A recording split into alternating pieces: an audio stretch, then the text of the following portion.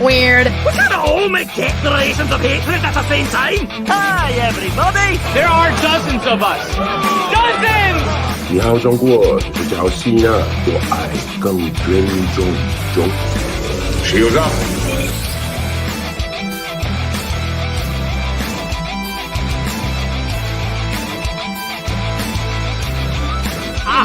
Alson, help me up onto his casket so I can dance on it.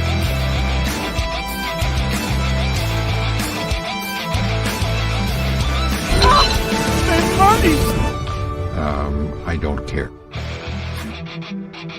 But how did you ever find us? Oh, easy. We just read the screenplay you left us.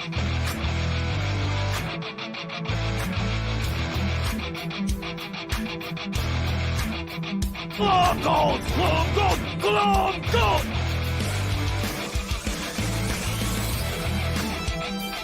You get nothing! You lose! Good day, sir!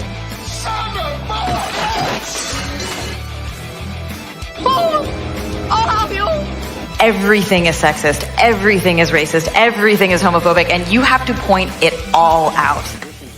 Just when I thought I was out, they pulled me back in. Huh? Zappuccino. All right, it is Thursday night in Tooney Town, and that can only mean one thing. It is time for everyone's favorite pop culture live stream podcast. It is time for Tooney Talk TV. Folks, my name is Marvin, and I am the Movie Monster, and I am so excited for this week's show, guys. We have so much to talk about. There is so much going on, so much news, and it is such big news, so much big news that I cannot possibly try to tackle it on my own, which is why I have assembled the dream team of pop culture podcasts here with us today. First, introducing you guys. You don't need to be introduced to him because you know him already. He's so epic, he's got his own intro video.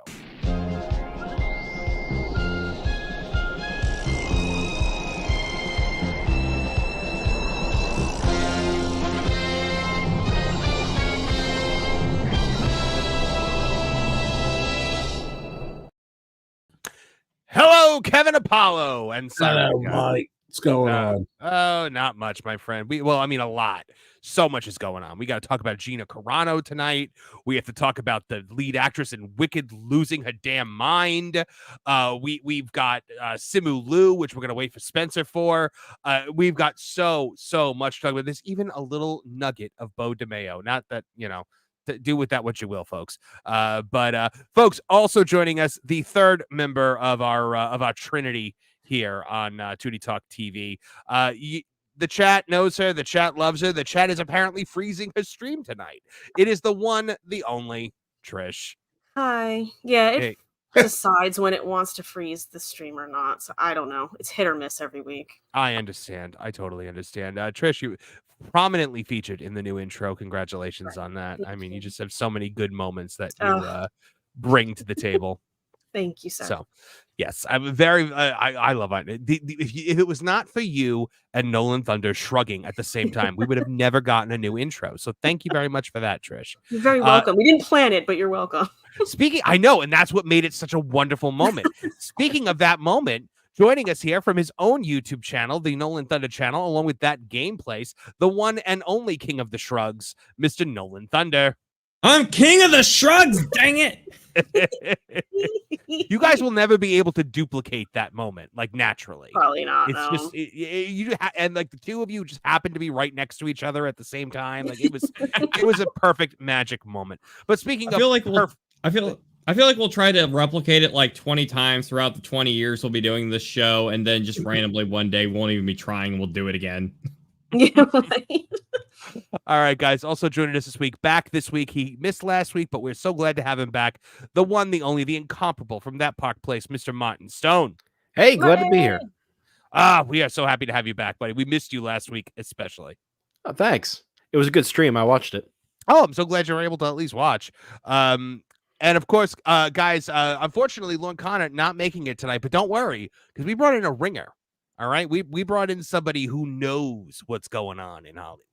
He knows it so well that he's here to talk to us all about it. It is the one and only, thankfully, because I don't think we could handle two of them, Lou Wasserman's Ghost. I've never been able to handle two of them, I'll tell you that. Me and myself, and then I comes in, and the triumvirate of terror. But I was just saying, when you were talking about shrugging 20 or 30 or 40 years from now, the audience will say, is it shrug or is it delirium tremens or something like that you're, Oh my goodness, guys, we're hoping that Spencer McCooley will be joining us later in the chat, as he normally does when he finishes with his cooler friends. Then suddenly he has time for us. So we're hoping to have, I do believe he's traveling today, so it's all going to depend on flight schedules and stuff like that.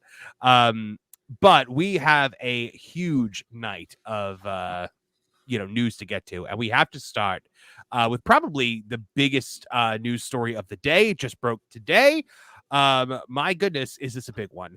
It is the Gina Carano situation. The Gina Carano lawsuit against Disney and Lucasfilm. She got another big win today, as the court has rejected Disney's attempt to block Discovery as it appeals to dismiss the case. So it's this happened in the Ninth Circuit Court in California. Gina shared the victory on X, writing, after the judge denied Disney's request to dismiss my case, Disney requested permission to immediately appeal that decision to the Ninth Circuit Court of Appeals and delay all discovery while that appeal takes place. Well, yesterday, October 16, 2024, we learned the judge denied Disney's unusual request. I'm obviously very pleased with the opportunity to keep moving forward with the judicial process and into discovery, she revealed. While I wish this was not necessary, as it is not my desire to be in this battle in court, I will not shrink away from it because it is hard or uncomfortable. She included a huge thanks to all of you who have shown me support daily, to my incredible lawyers, and to Elon Musk and the people at X for the opportunity to continuing this lawsuit and seeking justice. Onward. Now, for those of you not aware, Gina Carano is the actress who played Cara Dune in The Mandalorian. She also, I don't remember the name of her character on in Deadpool, but she was the super strong woman in Deadpool. I want to say Angel Dust. Yeah, I think it was just Angel. I think they just called her Angel. Yeah, so she played Angel in Deadpool. Really awesome actress, an actual legitimate cage fighter. I mean, this woman knows what she's doing. The reason Cara Dune was such a badass was because she walked around like she knew how to fight, because Gina Carano does know how to fight. And that's not something you could just fake. That's somebody who's been in the octagon, folks. And so she is basically, I wouldn't even, a lot of people like to consider her a right-wing extremist. I consider her a moderate. Honestly, her political views are very much like in the just right of center. But apparently that's a little bit too much for Hollywood, because they demanded she put pronouns in her Twitter bio. She refused. And then when they pushed back on her, she added beep, bop, boop as her pronouns. Disney got incensed by that, wanted to put her through a struggle session where they were essentially going to put her in the virtual stockade, essentially having her sit there while a bunch of LGBTQIA activists came onto a Zoom call with her and screamed at her while she could do nothing. A bunch of 75 people versus one. It is the equivalent of the CCP putting the dunce cap on people during the Cultural Revolution. It's the equivalent of putting somebody in the stockades in the middle of the village square and throwing old fruit at them. And she refused to do it. And then they took a retweet that she made that compared. I mean, I do not enjoy when anyone compares modern day politics to the for the YouTube algorithm, we will say the National Socialist Movement of Germany in the 1930s and 40s and its Austrian painter leader. I don't enjoy when anyone makes that comparison to anything, because I think it's overused. I think it's used as a shield. But Well, Disney, there's a for worse a little reason. context. Yeah. The worst reason not to do it. Yeah. Right. It diminishes and denigrates those evils by comparing them to anything else. Yeah. And sometimes I wonder if that isn't the point of the people that do that. Yes. Kevin Apollo, what were you about to say? And she was specifically referring to how they leveraged the brown coats to shame and blame their people's neighbors to the point that they lashed out and started turning on their neighbors. Because at the time we were talking about, the beer bug and, forced medical decisions, trying to play it very cool. So it within the context of what was happening culturally in terms of the media attacking you for feeling a certain kind of way or having certain opinions, or even old school Twitter, destroying your accounts, things like that. It was appropriate and by far the most benign of the Yahtzee comparisons being thrown around at the time.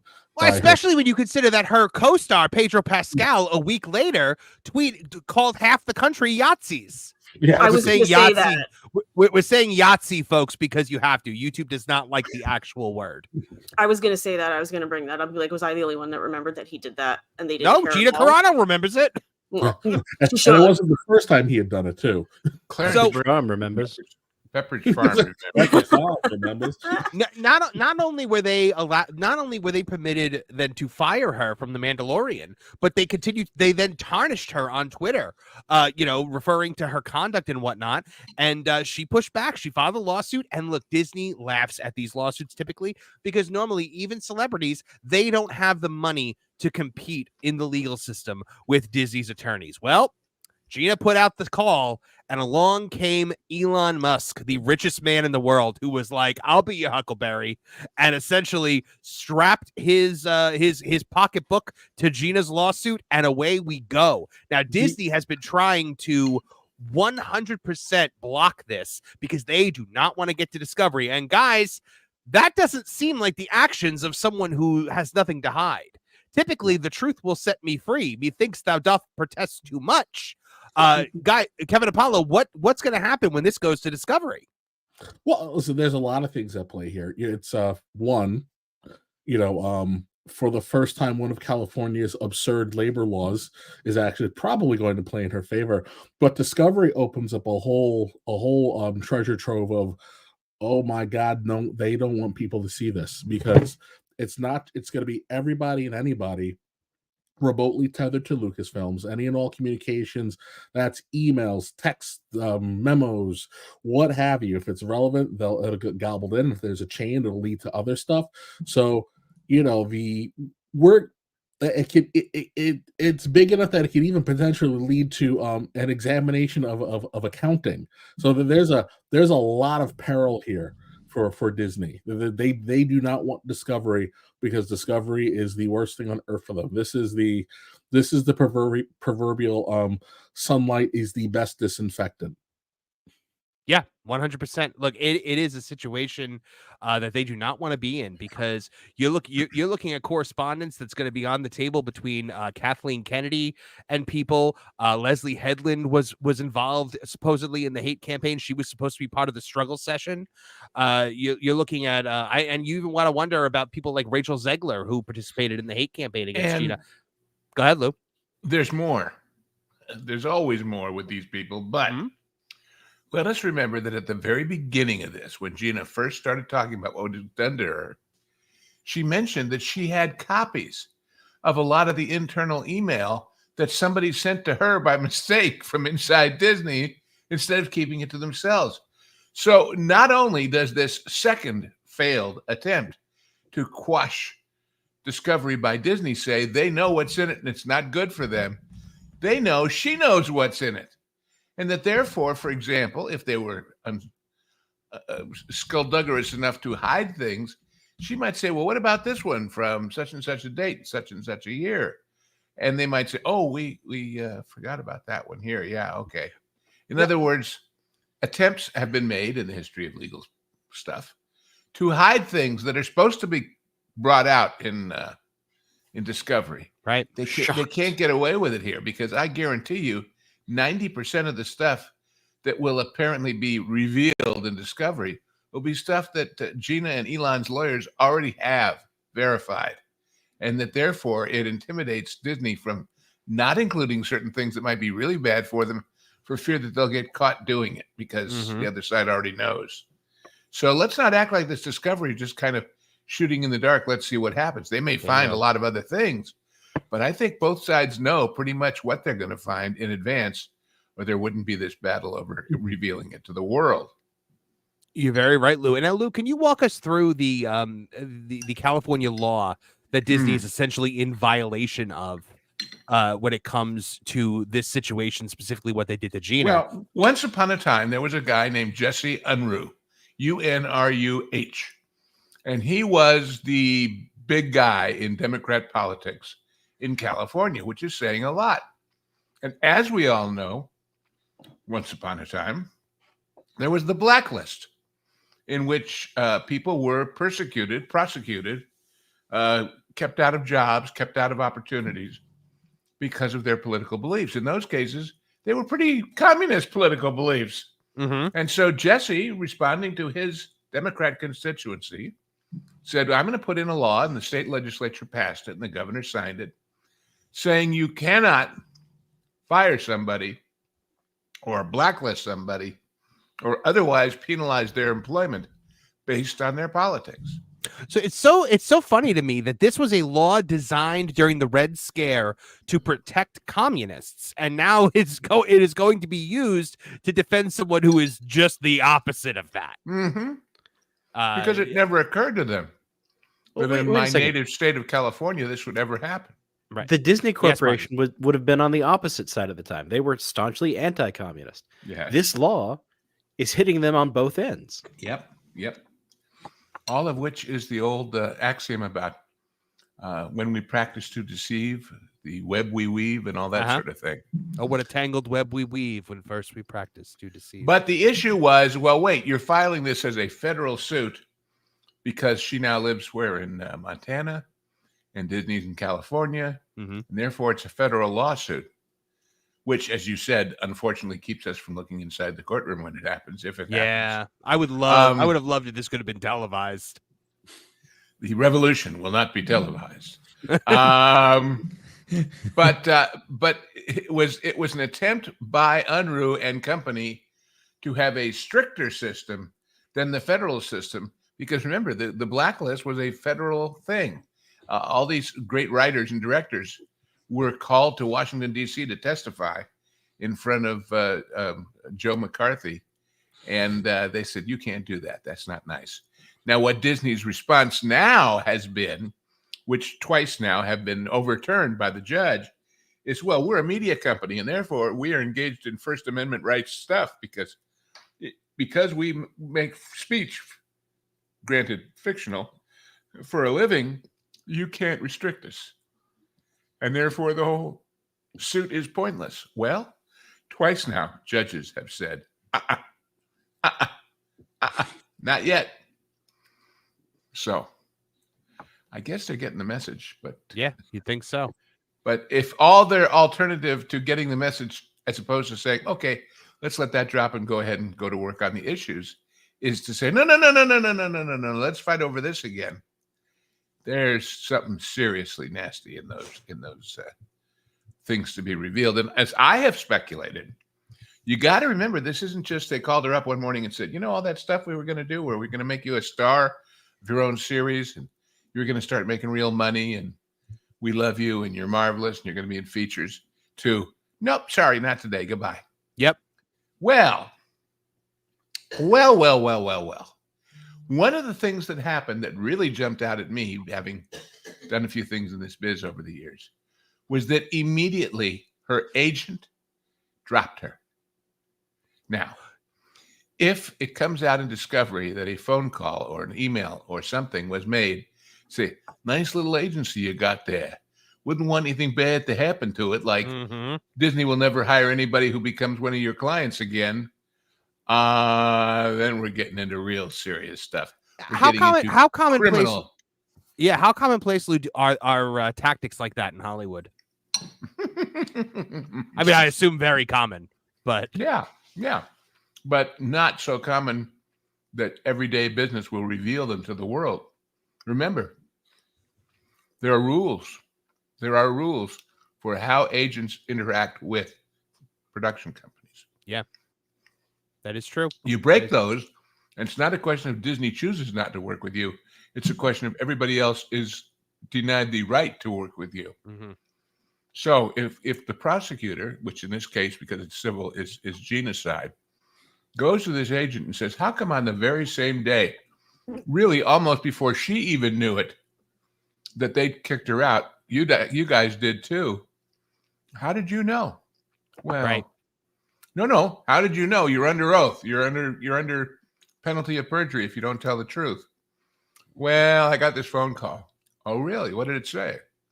And now every actor, every writer, every director in town says, A, I don't want anything to do with this agency if they knuckled under that way. And B, I understand why they knuckled under, because Disney pushed them. And therefore, I don't want anything to do with Disney. This is not just legal, and I'm talking criminal jeopardy. This is business jeopardy. Right. Yeah. This is think about all the potential suits that'll come after this. Well, sure. Assuming Gina wins, how many other actors, have had a feeling that this may have happened to them, but were not able to prove it. Now even if she doesn't win, yeah, even if some further motion at the end of discovery says there's no case and some judge agrees, they're screwed anyway. They're screwed anyway for having attempted to do it. Right. That's insane, man. Oh man. Moving along the story here, Judge Sherilyn Peace Garnett made it clear in a 10-page ruling that Disney's request for a stay of proceedings was denied. She wrote, having considered the party's submissions, the relevant law, and the record in this case, the court denies the motion. She also specifically addressed Disney attempting to avoid discovery by appealing to the Ninth Circuit. Defendants, quote, do not, however, explain how a Ninth Circuit opinion affirming the court's order would alleviate the burden of responding to the discovery plaintiff has propounded to date, nor is it apparent to the court how such a decision could provide such relief. In any event, arguments regarding Disney, which the court notes were not an issue in the order, do not appear to have any bearing on the termination of the litigation and do not persuade the court that certification is appropriate here. Carano filed a lawsuit against the Disney company back in February, with the lawsuit noting it is a civil action arising from defendants' wrongful termination of Carano's employment in retaliation for Carano's lawful exercise of her right to speak and express her views. Specifically, defendants under the regime of former Disney CEO Bob Chapek fired Carano because of her posts on various social media platforms, including X, formerly known as Twitter. Carano composed and published the posts while she was off duty and away from the workplace. The suit also alleges defendants terminated Carano's employment and took other retaliatory actions to limit and deny her future employment opportunities, including but not limited. This is the important part. Including but not limited to making maliciously false statements about Carano with the intention of damaging her reputation and thus her ability to find and retain work. It also states the defendants treated Carano differently than her similarly situated male coworkers who likewise expressed their personal political beliefs on social media, but upon information and belief were not counseled or disciplined, let alone terminated. This is big, guys. Big. So I'll say my piece real quick. This is where I think the most peril is for them in the discovery. Yeah. Because when you look at how the story group in particular, how immature they are on social media, just imagine what they're saying to each other in inter-office same time, what they're saying to each other, on the inter-office memos, what conversations they're having on text. This is what if there is an email that says, well, it's simple. We just do to her what we did to X and Y and Z. And suddenly everybody who ever got terminated or ever walked away, remember we saw the D files where they admitted they intentionally were making the atmosphere so oppressive for the old timers that they would quit of their own accord because they didn't want to be there anymore. Yeah. So that's it too. Yeah, I'm sorry. I kept focused on what I meant to say is not just the actors, but the Imagineers, the artists. Like this is the domino effect is going to be out of control. You know, Ruffalo's tweets are going to get read into the public record because of this. Oh yeah. Oh yeah, they definitely are. So are Mark Hamill's. So are Pedro Pascal's. They're all going to get read into the public record. But now my question is also, will they uncover any correspondence between Lucasfilm or Disney and some of their friendly media outlets? Was there an email to the editors at Variety, for instance, to be like, hey, it's time to take Gina Carano down. You know what to do. There's got to be something, or they would not be fighting. If at the end of the day, if you have nothing left, if you have nothing to hide, then it should be a very simple matter of go ahead, Elon, waste some money. But it's not. That's not what they're doing. They are doing everything in their power to stop this from happening. And we have seen Disney take legal L after legal L after legal L of late. I mean, we saw the way their crack law team fared against the state of Florida, where they lost basically everything because they poked the wrong bear. We saw, we saw them. They had to drop their whole thing against that guy whose wife passed away, where they said that he was denied arbitration because he was a Disney Plus subscriber or something like that. Yeah, the repercussions of this can go on. Legal Eagle. Why can't Andrew? He said that this Reedy Creek versus Disney thing was going to cost them $1 trillion over the next 10 years. Well, I think we're already starting to see that cost in this whole kerfuffle about getting rid of Tom Sawyer's Island and what have you. Yeah, because if that was all sort of going to just happen, but now suddenly they have to get permits, and this whole thing where the state environmental people are saying, well, hold on, you haven't fulfilled the obligations. What obligations? We never had to do this before. This is new to us. Yeah, it sure is. Everything is tied together in this deal. And if you boil it all down, whether it's Gina, whether it's that, it's a basic level of arrogance that says, what? You mean we have to ask for permission to sell municipal bonds to put up parking lots for free? Well, why should we? We never did before in 50 years. Hold on, guys. We have another panelist joining, and I would really like his opinion on this. So we're going to bring him on right now. Who's that Pokemon?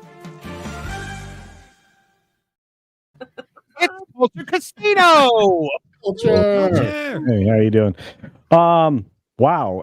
Look, I think everybody's got a little piece of this right. I think one of Disney's biggest failings is that they hire law firms that are outside of the states where they're doing these types of things, and New York law firms aren't exactly great at doing things that are in other states, which is why Florida became such a problem for them. That's the first reaction that I have. The second reaction is I know Kevin's correct when it comes to what was going on interoffice wise. And I think that that is their biggest Achilles heel, so to speak. And Lou said a great scenario, I think, of a hypothetical that lays out what the real issues could be. That if with Discovery, they'll be revealed. Worse yet, if Discovery reveals one chain of events, as has been suggested, just consider how many tendrils that creates, because normally you're limited to the number of items that you can reach out for Discovery. That's common practice. You now you're going to have an ever expanding pool, since we know that they were literally aligning against anybody that had a different political viewpoint within the company, which is why there's almost nobody there that's on the conservative side of the line any longer. It's the same situation in education and other places right now, and specifically journalism. Journalism has about 5% of people that I identify as Republican working in the mainstream outlets.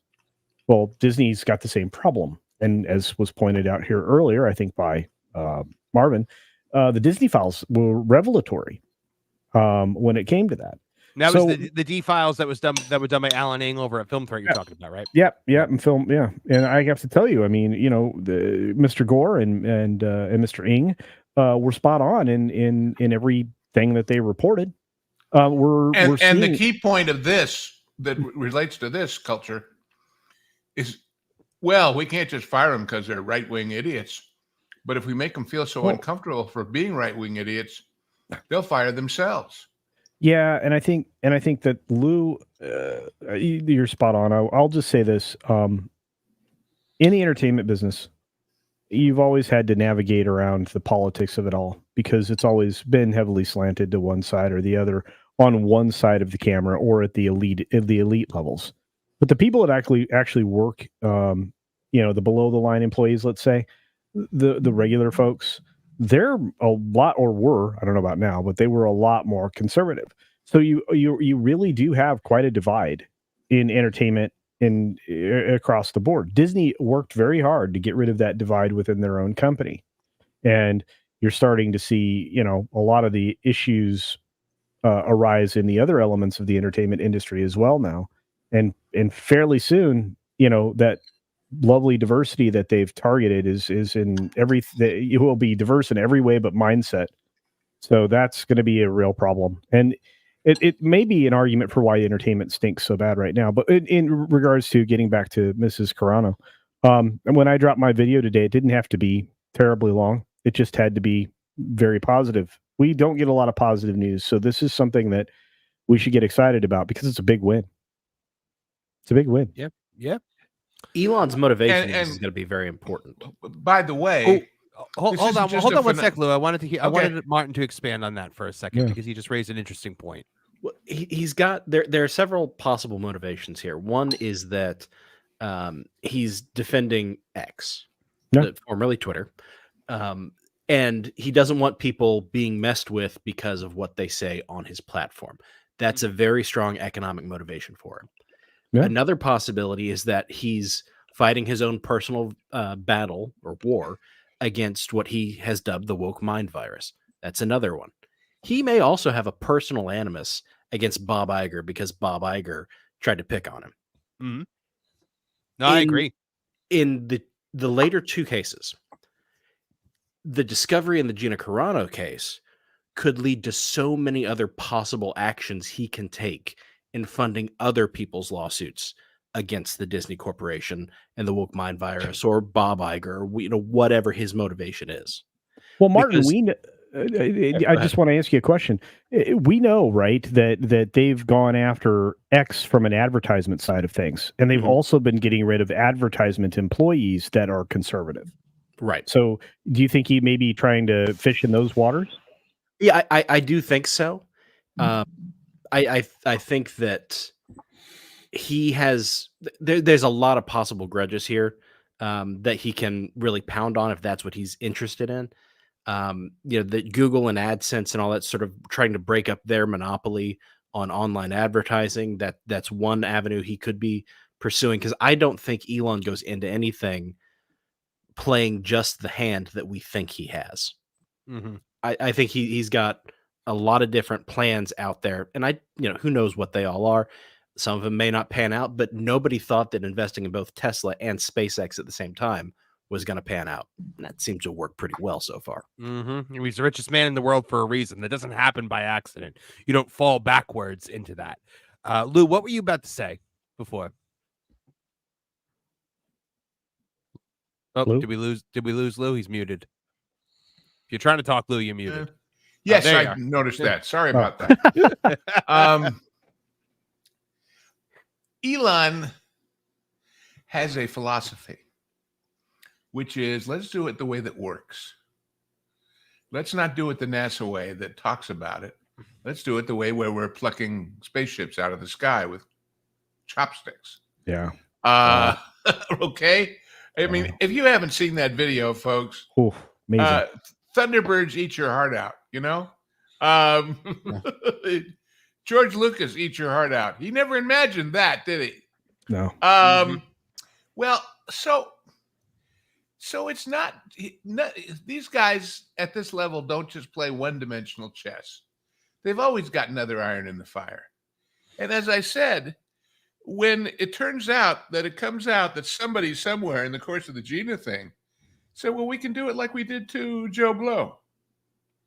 We can do it like we did to make Tom Jones feel uncomfortable and go away. Suddenly you have thousands literally thousands of people joining in a class action saying, well, Disney proved that they were doing this in this other case. Why not to me? And maybe it wasn't to you. Maybe you were just a jerk and they wanted you out for that reason. But you're going to get your day in court to prove it. You're going to get your day in court to drag them through the mud. You're going to get your day in court to pursue the possibilities. Once one gets out, they all get out. They all get out. I really want to also touch on the failure of Disney to stick up for Gina when she was being attacked, because you see them like Moses Ingram. People are claiming that people are saying horrible things to Moses Ingram, so they launch a campaign against the fans. They tell you you're not a fan. They go into this, that, or the other thing. Take a look at this, guys.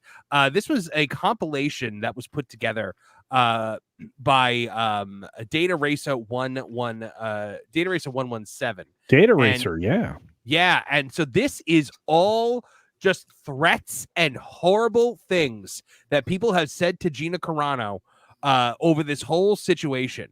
The rebellion would burn you alive if they knew how much you would say. We're waiting for you. After to that, I say, this is my boomstick. I'm gonna, blank Gina, get fired already. All of this stuff that was being sent her way, all of this vitriol, all of this hatred, actual certifiable, trackable death threats. People saying that they want to track this woman down and inflict harm upon her. And this company did nothing. Yep. They did nothing. And Moses Ingram says people are mean to her. They're mean to me. And you get Ewan McGregor in the driver's seat of a car sitting there going, you're not a Star Wars fan. Eat it, Disney.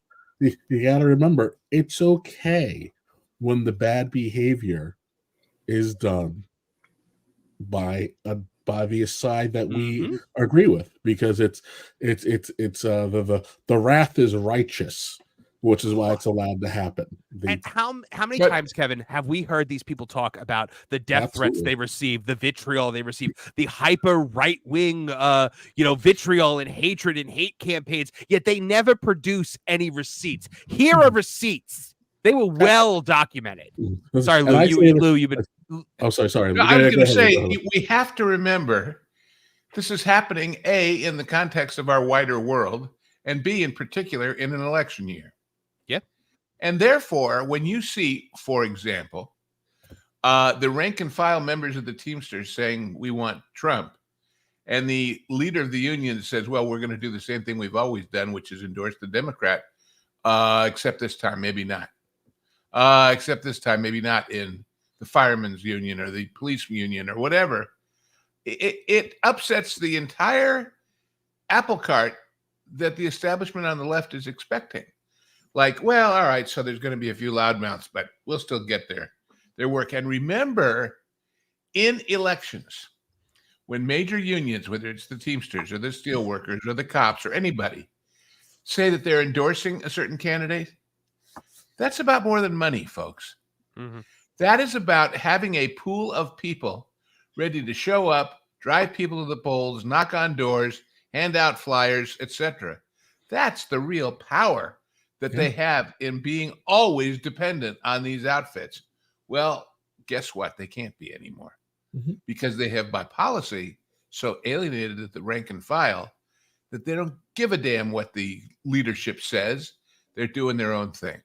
Well, and listen, I don't know if you guys were aware of what was happening here in New York, but after the last cycle and the decision that the police union made, there was a major attempt at consequences.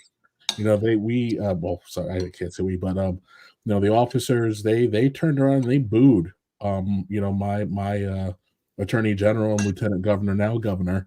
And the second it happened, they were actually sitting down calling for the media to submit footage so they could review the tapes to see who had turned their backs and who was booing in the audience, so they could go after them.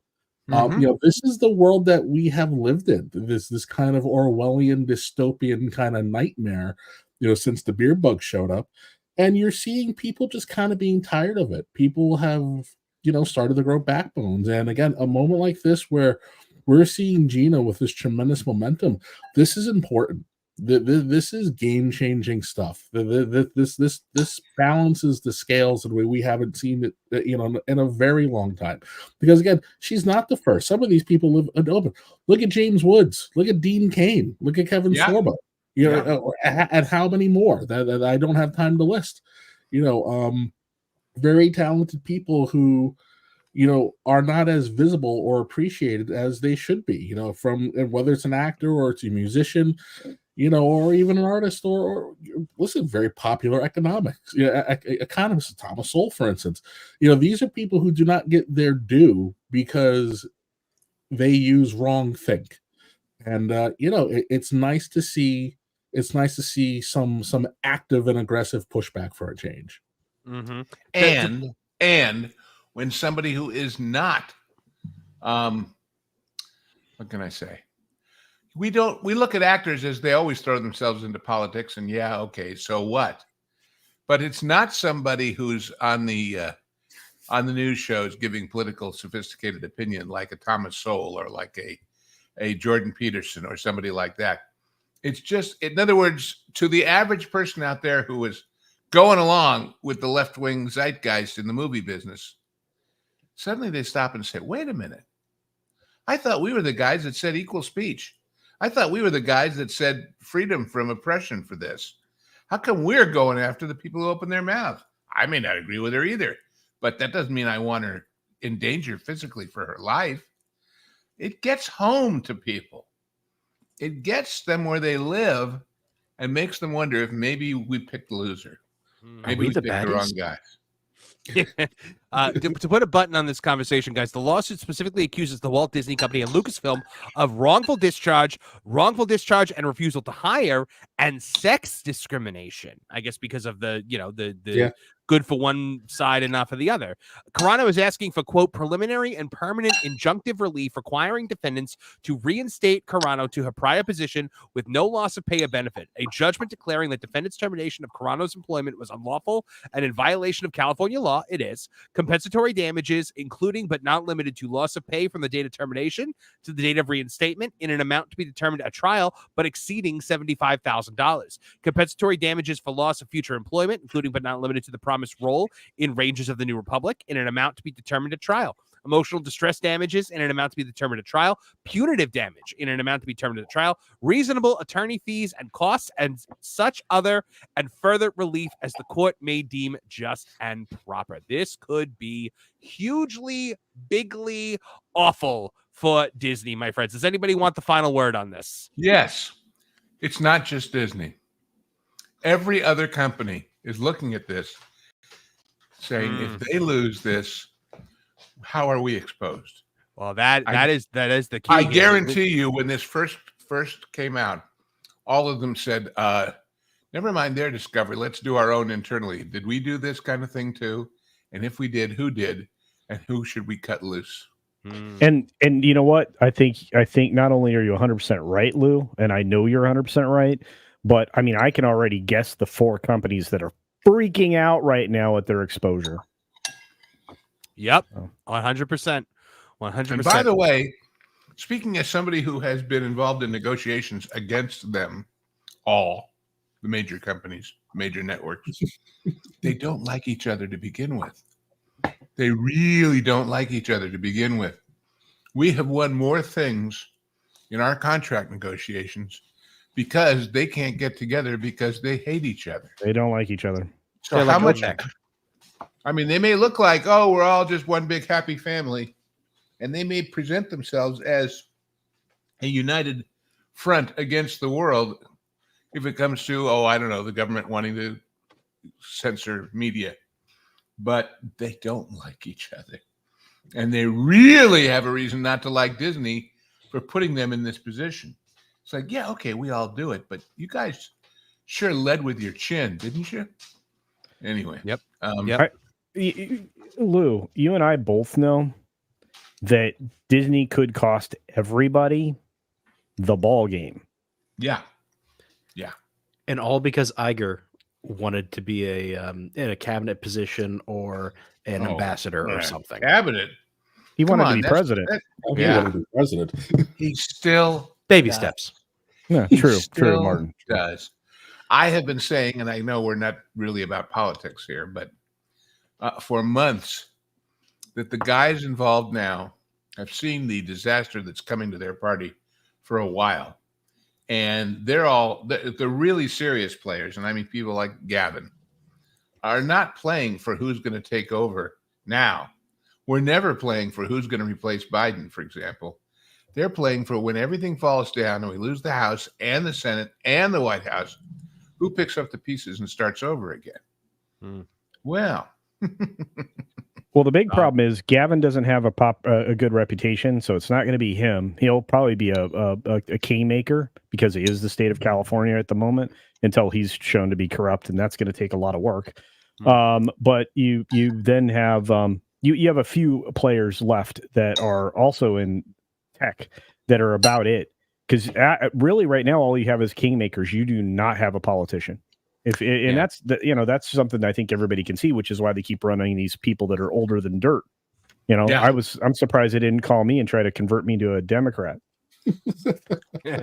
All right, guys, we have got to move on. We've got some super chats here that we have got to get to. A lot of people being very generous out there, both in terms of super chats and in some very generous gifts here for memberships. Kevin Haggerty for $20. Star Wars no longer feels like an event. Even with the mixed reception of the prequels, they still felt like events since they came out every 3 years. Star Wars is not Marvel. The universe is limited. I agree here. Do you remember the feeling of going to episode 3? I mean, that is my top cinematic experience ever, because the midnight showing of that movie was an event. I mean, I have never been in a room with that much buzz and energy, and that's after episodes 1 and 2, movies that people did not like, but we were there to watch that man become Darth Vader. We were all there for it. Kevin Apollo, you remember this? Of course I do. I did episodes 1, 2, and 3. Midnight showing for which I believe was one of the first ones other than a Rocky Horror Picture Show. Midnight showing for episode 1. I watched episode 2 3 times in one day because I had to go with 3 different sets of friends. Listen, I was online for the release of the Shadows of the Empire toys. And then ran to Tower Records to go get the score. Star Wars used to be a big event thing. It just used to be a big event thing, and it's a shame what we have seen incompetence turn it into. It's again, the best thing I can liken it to is watching the demise of Masters of the Universe, the most powerful and highest money grossing action figure line of all time, destroyed because we had to turn it into a girls' toy option when girls were already playing with the toys, and they never recovered, even to this day, especially with Kevin Smith making really bad He-Man. It's amazing how history just loves to repeat itself. Absolutely. Star Wars used to be such an event that they literally would run statistics for the economy, because when a new Star Wars movie would come out, a lot of people would skip out on work in order to go see the movie. So they would run the numbers to see how the economy was going to be impacted, because it was such a mass event. Nowadays, it's almost like you take Christmas and you made Christmas every single week. After a while, it just becomes to where it doesn't resemble its original self, and they try to put spins on it. And now we're getting Christmas with no dang Christmas tree. It's terrible. Yep. At the end of the day, the demographic. Let's check in with the demographic that Disney wants to care about Star Wars to see if they do. Trish, do you care about Star Wars? No. But I'm not a good gauge. I'm not a good gauge because, and this will probably freak people out, I've never seen a Star Wars, so I am not I'm not the best gauge, to be fair. I honestly think it'd be amazing members content if we sit you down and actually make you watch all of them, and we get your... It's not I have anything I'm totally down. It's just never a thing that I went and did. It's not like I hate Star Wars thing. It's just never happened. But they're aiming to find people in your demographic. This isn't doing it. Who have never seen Star Wars before to come in and see Star Wars, because now you can think, oh, this is for me because there are ladies in it. Yeah, no. in all honesty, the thing that I'm most interested, or I feel like I'd be most drawn to, is Harrison Ford as Han Solo. I feel like I'm gonna enjoy him. Yeah. And so it's that. Obviously, it's not current, mostly. and it's not female. So it's like, I don't know. I guess I proved that wrong. Mm-hmm. I once suggested to Jonas that we get all the wives and fiancés and girlfriends together on a stream and be forced to watch some of these things we all argue about. That would be amazing. What's that funny would be is amazing. I'll offer up Mrs. Movie Monster for that. Yeah, and the boss would certainly watch, but she wouldn't be surprised because I mean she's been with me for almost 2/3 of the journey at this point. Let's just be honest about it. Well, the first third of the journey, I was a little boy, and I got to see A New Hope and Empire Strikes Back, and and the Jedi movie, and that was my Star Wars. And it was the trilogy that I think was perfect as it was, and then along came the prequels, which had problems, interesting problems, but I grew into those over time, and that the boss joined my life, just prior to all those things showing up, and miles and miles down the road later, 30 some years later. Here we are, with a completely different experience. And so these last 3 films were so difficult for me. I'm sure she could actually relate how tough it was on me, how bad those 3 films were, how they got progressively worse. And I think it'd be interesting to watch the ladies in our lives watch the films together and that would be very interesting. Get a perspective. I think that's a great idea. Martin, you're a genius. That is a genius move. By the way, I should point out, it would be real interesting for me because I met my wife online in a plain old CompuServe vanilla chat room. And so, in other words, the social media experience that we're talking about of generating emphasis and excitement about these movies is something not entirely alien to her. Whereas with a lot of people just a little bit earlier, I mean, I remember going to the first opening day screening of Star Wars at the Chinese Theater on Hollywood Boulevard. And I can tell you a lot about it, but you know what I can't tell you? How did I know? I don't remember who said, we got to go see this. We heard it's something special. I honestly don't remember. On the other hand, if you go back to prior monster hits of that kind, there's a lot of stuff online. Go look around. I just found one article, but it didn't have the piece I wanted, so I'm not going to bother with the link. About this theater in Riverside, California, where they premiered Gone with the Wind in the first cut, which was like half an hour longer than the release cut. And there's a video, I've seen it, of the manager. All they told the world, here, let me see if I can. They told the world in an ad, we're going to show something special this tonight, 8:15, major studio preview. Please note the following schedule arranged especially to enable the stars, the directors, and officials to attend. At 7 o'clock, Hawaiian Nights. One showing only, starring Johnny Downs and Constance Moore. 8:05, latest news flashes. 8:15, major studio preview. To be followed by Beau Geste with Gary Cooper, Ray Milland, and Brian Donlevy. Come early. The doors open at 6:30. And in the video that floats around the internet somewhere, obviously they never got around to Beau Geste. But the manager of the theater comes out and says, we're about to show you a preview of a movie you've all been interested in. And nobody else has ever seen it before but you. And it's kind of a long film, so you might want to go to the bathroom right now.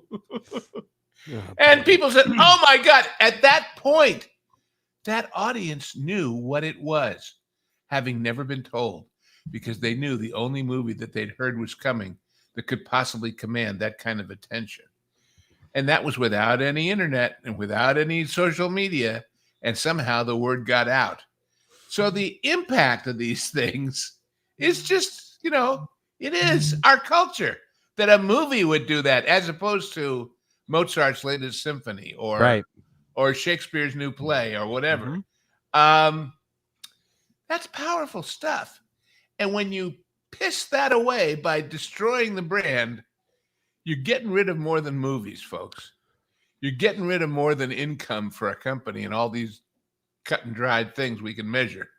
You're getting rid of something special in our culture and the power of something that can really unite people, you know. Yep. Well, it all comes down to what I always scream about. It's knowing who your target audience is and designing content for them. You have to understand who it is consuming your product, who your number one demographic is, and it's fine to appeal to other demographics as well, as long as you never forget your core people, because if you lose them, you lose the ball game. So you and Kimia also, thank you very much, gifted one Tooney Town TV membership. I believe that was picked up by Lisa B. So the free ride continues, Lisa. No, I'm kidding. we love you. We'll see you tomorrow, hopefully, for the members stream. Regina Shop for $10 says, which do you think has been worse for Marvel Studios? Their whole abandonment of the comic basis of the characters, or them having writers who have no ability to speak of? It's the writer. I mean, I think one hand feeds the other there. The writers having no ability feeds into the abandonment of the comic book basis of the characters. You look at Marvel right now, like from the movies to the TV to the comics, even now, there's no semblance of what Stan Lee and those pioneers of the day created. Am I right, Kevin Apollo? Oh no, absolutely not. We've gone on this tirade before on this show, but to keep it, I guess, more topical would be just look at Agatha. Yeah, Agatha does not resemble anything close to her comic book counterpart.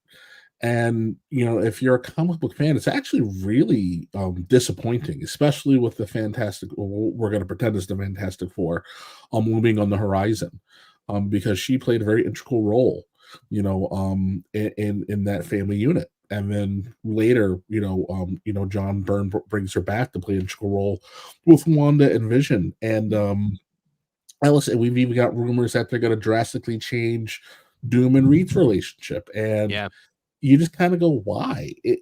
If it works, let it work for you. Because, you know, you can say whatever it is you want about the previous Fantastic Four movies, right? The first two had their charm. The first two had their charm, and we talked before, I always break it down. There are moments where, you know, with certain movies, there is no going back, right? So Spider-Man 2 was nothing can be weaker than this movie. The Dark Knight Iron Man, nothing can be less than these two movies. You know, like there are just certain moments where you go, hey, if we're going to put up content, it needs to be as strong, if not stronger, than this fandom galvanizing moment. You know, the X2, X-Men and X2 were the first two before Spider-Man 2. Right. They exist. You know, the first one is adorable. You know, for all of its faults, it's adorable, and the practical makeup was fun, and they got the essence of the family dynamic right. I don't know what the obsession is with giving Doom weird electrical powers, but they got the essence of the characters right. Which first one are you talking about? Fantastic Four. Yeah, the Jessica Alba one. Yeah. Okay, because I have you seen the low budget one from before that? Oh, the Roger Corman one. I love that one. That's wonderful. Love that one. I stalked many a comic book convention to find an affordable VHS copy of that. But you know, and then there are things that they got right that I think are very underappreciated. And as I might, I can find nothing redeeming about Fan Four Stick. But you know, that's neither here nor there. When you make these changes, to me, it's your writers saying, we know better than the people who created Foundation. We know more than the people who are fans. We're thumbing our nose at them. It's going to be what it's going to be. And Marvel has paid dearly for it.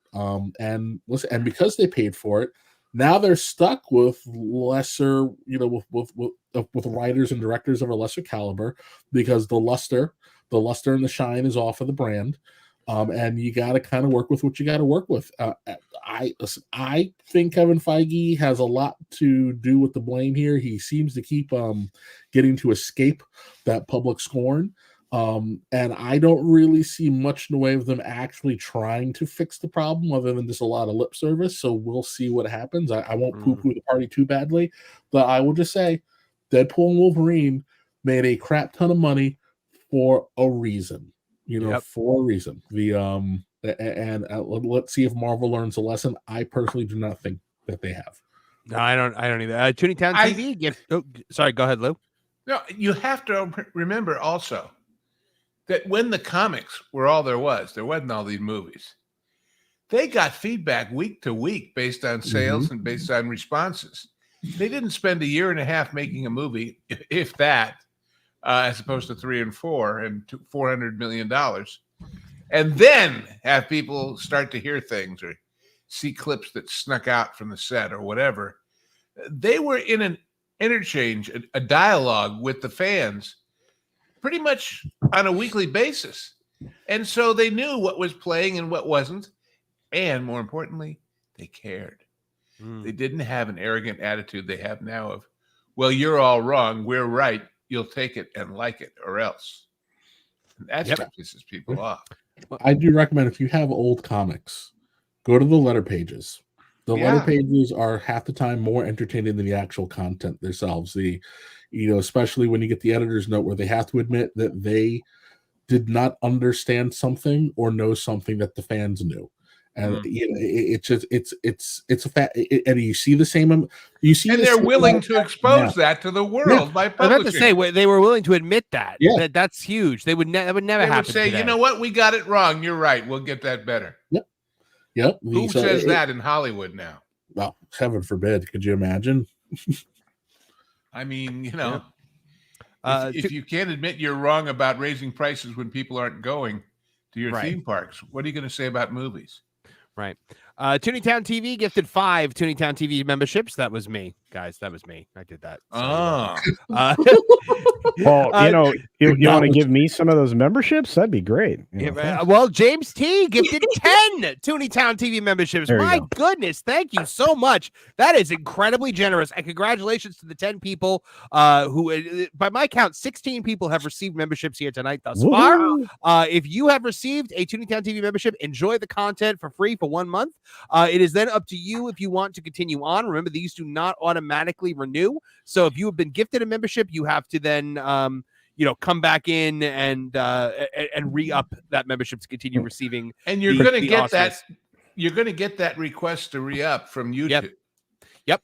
We're not bait and switching you into, now you're going to give me pressure to renew. Yeah, exactly. I think it's worth it. But so many people don't even realize in some of these shows, like over on the Pro Show, I always tell people, look, if you suddenly have access because you're a member, because somebody gave you a membership during the big show last week to the Genre Guys stuff that we do, when you suddenly get a bill, because that's how it comes, it says, hey, time to renew your membership. And you go, what, who, where, why, when? We aren't scamming you. We aren't setting you up to be billed. That's just the system. Correct. So by all means, explore the perks while you can. Yeah. And then you can make a decision as to whether it's worth it to you to keep going. And we're going to get you guys even more stuff. I believe Trish and I next week are going to be filming our first true crime show, which is going to be a members exclusive. So we're going to be talking about the Menendez brothers and a whole bunch of other stuff. So we're hoping to record that early next week and have that to you guys sometime midweek. We've got Kevin Apollo's rants coming up. I know Kevin and Trish have been working on filming paternity court watch along for you guys, which I'm so curious about. Yeah. I once knew an attorney, young black lady attorney in the hood in LA, who said, she defended gangbangers and all kinds of bad people and said the one kind of law she would never, ever do is family law because it's too scary, quote unquote. So there you go. Judge Judy is the way she is for a reason. She was family court for decades. So, so we got a lot of cool stuff coming at you guys this week, so stay tuned for that. And of course, the members only stream, which takes place on Fridays at 2 p.m. much more personal, much more unplugged. We take all your comments and we address them directly. It's a lot of fun. Kevin Haggerty for $2. Yeah, Disney, such staunch anti-capitalist. Yeah, well, Disney is what we call a champagne socialist. Champagne. Yep. Yeah, they're sipping their champagne while talking about how socialism would be so much better. Not for you. Wouldn't be better for you, but because they know, probably because they think it's never going to happen. Simple, comrade. Socialism always better for commissar. You have too many potatoes. Why not wait in line for 6 hours for potato? I'll tell you true joke that was being circulated inside the Soviet Union near the end. But the guy goes to buy meat at the meat market. And there's a long line of people in Moscow. And just as he gets to the front of the line, the door slams shut. They ran out. And he snaps and he starts screaming. And a crowd forms. And he's saying, this system is shit. This whole concept is govno, which is shit. And Twice. Out of the crowd comes this guy in an immaculate trench coat, perfectly dressed, perfectly coiffed. Comes up to him and says, "Comrade, you must be careful what you are saying. You know what could happen." And he takes his finger like a gun and goes, bang. And the guy goes home to his wife. He says, "The system's getting worse than I thought." He says, "What? They ran out of meat?" He says, "No, they're running out of bullets." That is a true story from within the Soviet Union. So fantastic. It's fascinating because if you take that story and you combine it with the events that happened in the recent film Reagan that was in the cinemas that made a bunch of money because it didn't cost a lot of money. I'm going to tell you that you can believe that story, and take it to the bank because they were in such rough shape towards the end. It was amazing. The other great one is about the two guys from socialist Poland who get to New York, and to celebrate their first night in New York, they take their bottle of Polish vodka they brought with them, and they open it and they drink, and then they put the cork back in the bottle. That's the whole joke. We're all sitting here waiting. Because that cork was never going back in the old country. Yeah, of course. Oh my goodness. Regina Sharp's checking in for $10. Theory: all Elon Musk's businesses are merely things he wants to have and build on Mars. Discuss. You know what? That's funny, Regina, because I know somebody on this panel has an Elon Musk theory that I think is just as good as that, Kevin Apollo. Oh, that Elon is an alien from the future who got stuck here and is trying to build his way back home. Yes. But then realize that he's changed the past in such a way that he has to fix it before he can go back. Well, but he's actively doing it. Tonight he was publicly broadcasting on X his open town hall in Pennsylvania tonight. So he was just visiting the heartland in Steel Country. Look, guys, if we want to talk about somebody who was not from this earth, there's this guy named Walt I might mention. Because when I look at the story about Disneyland, where they wanted to lay out the pathways through the hub, and this is 1954 when they were planning it, and Walt said, "Don't," and they said, "What are you talking about?" And he said, "Listen, plant the cheapest grass seed we can find, and wait a week and see where it's dead." And where people walk, that's where you put the pathways. Yeah. Who thought like that in the 50s, for God's sakes? Except an alien, right? But he also laid it out as the wheel and spoke, right? On purpose. Right. All right. So it would have a hub, a central location where you could just have your adventure from anywhere, which included Main Street, from which you just came. Right. So but what's great is they wanted to put up fences to keep people on the pathways, and Walt's like, no, the guests will find the best, most suitable direction to go. That goes along with the grass. They'll teach us. Exactly. Yeah, exactly. Mm-hmm. Yeah, and so we learned an awful lot from him, and city planners, kind of did as well. So he really did change because of his vision. Lou, I love these stories. You and I know some ridiculous stories from back then. Well, you know what? I'm glad we started talking about theme parks because we can actually transition into our next story. Oh, great! Which is another huge story that broke today, and this is an article from That Park Place, actually written by me. Universal's Epic Universe has set its opening date, and it's earlier than was expected. Not by me. Not by it. Yeah, you did. I know. You know why? because when they announced all those package deals for the Stella, Nova, Luna, whatever, the two small hotels, they all ended mid-May. Yeah. And I said, that's when the opening is, because they can't have those astounding $124 a night plus theme park plus everything any longer than the opening, you know. So I started this off saying, in the theme park industry, delays are inevitable. Timetables are always being pushed back by construction issues, pay disputes, or even some of Central Florida's infamous hurricanes. So it's rare for anything new, let alone a new full-on theme park, to actually debut early. But Universal has accomplished this with its brand new state-of-the-art Epic Universe, which officially opens to the public on May 22nd.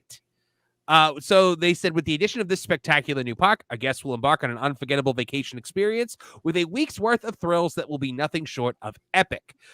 It says that was by Karen Irwin, the COO and president of Universal Orlando Resort, in a statement to the press. She said, our universe will never be the same. Now, this is going to be an unforgettable experience with 5 theme lands, including Celestial Park, which is kind of the central area. Then you have Super Nintendo World, How to Train Your Dragon, Isle of Berk, Dark Universe, which is a Universal Classic Monsters theme land, and the Wizarding World of Harry Potter, Ministry of Magic. At the far end of the park will be the Helios Grand Hotel, a massive resort destination with its own dedicated private entrance into Epic Universe. Tickets go on sale to the public on October 22nd.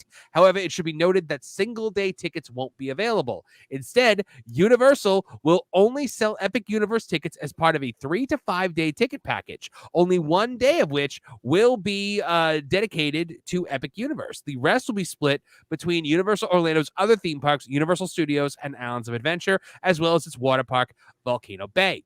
The strategy, and now this is what I think is very important, effectively controls crowds and at the same time stops Disney vacationers from making Epic Universe a one-day stop on their Walt Disney World trip. It actually forces them to split the week between Disney and Universal if they want to experience all that Epic Universe has to offer. The 3-day tickets will range in price from $352 to $521, depending on the date, because they do that dynamic pricing. When you break it down, that ends up being $118 to $174 per park per day per person. I'll go on about pass holders in a second, but guys, this is huge. Memorial Day this year, we are going to have the birth of a new Epic Universe, and that is just going to be, you look at the things, Culture Casino, you look at the things that they have got planned here, and it looks like it's just going to be insane. I think, first of all, there's a story about why they moved it forward. They really pushed themselves and their contractors recently to get this done, and they wanted to get it done before we got to summer break, and they wanted to have plenty of testing time, and they wanted to be able to have a decent number of previews. So they looked at the calendar, looked at the earliest that reasonably they could get this done, and then they shot for 2 weeks earlier than that. Mm-hmm. So, yeah, by the way, it's crazy. They've been testing a couple of these rides for 6 months already. Mm-hmm. Yeah, there was a couple. It was a while ago where we saw people riding the main roller coaster at Celestial Park. What the one in the Star Chasers or something like that. I mean, that looks the coaster is going to be at nighttime. There's no lights on the actual coaster track, but there's lights on the cars, so they're literally going to look like shooting stars in the night. And that's going to be so cool looking. Such a simple little thing. And this is going to be. That's what I was about to say. The simplicity of saying in a meeting, somebody saying, hey, what if the track isn't lit and all we see are the cars? Mm-hmm. Oh, wouldn't that be fun? Wouldn't that be it? Martin Stone, you were about to say something? This park is clearly not a one-day park. To experience it, you're going to need 2 or 3 days. But unfortunately, nobody can actually do that yet because you can only get it with a 3 to 5 day ticket. Well, sure you can. You buy 2 3-day packages in a row. Yeah, you just get 6 to 10 days. Well, and that actually that actually is a thing that I imagine a lot of people would consider. But they are intentionally also doing this not only to pull substantial market share from Disney, which I now believe is going to be much greater than the 20% that I predicted going back. I'm going to say that they're seeking to make the parks not entirely full. I think they're going to look at their hotels that they can fill their hotels, but I don't think they're going to want more guests than what their hotels can actually hold. So I think that's good looking out for this particular park. Yeah, when they first started going into what was going to be in the Helios, the super duper hotel, one thing stood out like a sore thumb to me. When is the last time anybody has built a luxury, top end, biggest of all hotel anywhere, theme park or otherwise, with no gourmet dining? And you know, why? Because they expect you'll do that at Atlantic, at Blue Dragon, at some of these places within the park. But the fact the hotel has none on its own shows how its entire focus, its entire emphasis is on being a part of the park experience, not just a hotel. I mean, none of the Disney deluxe hotels do that. I mean, there's no Victoria and Alberts here. There's no Citricos here. There's no top of the whatever it's called up at the top of the contemporary. Yeah, the top of the world lounge for the DVC. It doesn't exist at this place. There's a bar on the roof, and there's certainly banquet space, but there's just a quick serve and a casual, and that's it. I'm sure they'll be real good. I'm sure the Lowe's food and beverage people will make them real good. But it isn't just you can go to the park. It's what are we doing for dinner? We're going into the park. You know, that's really a break. It's not true with Portofino and the other ones over at the other side. So anyway, I was intrigued that they were putting a steakhouse in the park. Yes, the steakhouse, the vampire themed steakhouse also. So Right. all the meat comes to you bloody. Speaking as somebody who just had a hospitalization experience where the expert in blood, I looked at his name tag and I recognized the ethnicity and I said, "You're not really." He said, "Da." He's from Transylvania. Amazing. He's the blood doctor at the local hospital here. What's his name? Dr. Acula by any chance? Yeah, right. I actually know a Dr. Akula. Oh, wow. Oh, that's well. amazing. My father had an orthopedic surgeon named Barry Breaker. That's a pretty good name for a doctor. That's a great one. Yeah. So. Look, I will tell you right now. I mean, you know, I have a feeling that anybody that doesn't know that Romania is a great place to shoot films and television, that's a great country to do it in. Oh, they have a lot of picturesque things. Well, except part of why it happened there originally had nothing to do with the scenery. It had to do with money. Oh, yeah, for sure. Anybody remember a movie called Transylvania 65000? 65000, yeah. With Jeff Goldblum? Yeah. That was planned on being a kind of Bob Hope, B movie. Bing Crosby road picture series. Because all of these countries that hold up the money from American movies, keeping it within the country, all the studios had all this money to spend in those places. They said, well, listen, if we write one with a theme of this, we can shoot it there and use up that money that's locked up. And that was the plan, but the movie stunk, and so that's the way it goes. Yeah, but I mean, like, the thing that's not going to stink, guys. I was just in the Epic Universe preview center last night, and just you look at this model that they have in the center of what this place is going to be. And Nolan, you saw it when you were here. Yes, absolutely. I still look at those pictures routinely. It might be the best trailer for anything I have ever seen. And I know the standard for trailers right now is hot garbage because they reveal too much, but literally you go into this building and there's a huge giant model display there. It almost kind of looks like a model railway type thing, but it has like little dioramas of like the roller coasters, the building. It literally is built to where you can plan out your next stay. It's all genius. They literally have merchandise within there that's going to be available at Epic Universe. You can already buy some Mario stuff, some Celestial Park stuff. It is huge. You can use your phone to like get little trailers of the stuff you'll experience. Yeah, I was going to say that thing about the phones where it animates on top of the model. Yeah, the augmented reality. And guess what? Guess what matters to these people? Sightlines, kinetics. Yeah. Oh, I remember all those old-fashioned things that theme parks used to be. Oh, and you know why that is, Lou? Because all my pals that used to work at Disney in Imagineering, guess where they work now? Well, that's the thing. When I went to Islands of Adventure, I remember being so disgusted by the sightline of it because you could see Hogwarts Castle from Jurassic Park. You could see, there were so many things. You could see the tail of the dragon from Diagon Alley when you're by Transformers, et cetera, et cetera. I was like, man, because that was back when I held Disney in very high regard. Well, yeah, and I remember when you could go to Epcot and you'd see these things that kind of look like sort of Thai pavilions out of bamboo or something, back behind France and England. And what they were, well, if we put the swan and the dolphin here and they're that high, will you be able to see them or not? Yep. Look, it wasn't just we'll imagine it. And they had CGI to imagine it too. It was we're physically going to put up this totally otherwise useless scaffolding thing just to see how it looks. That mattered enough.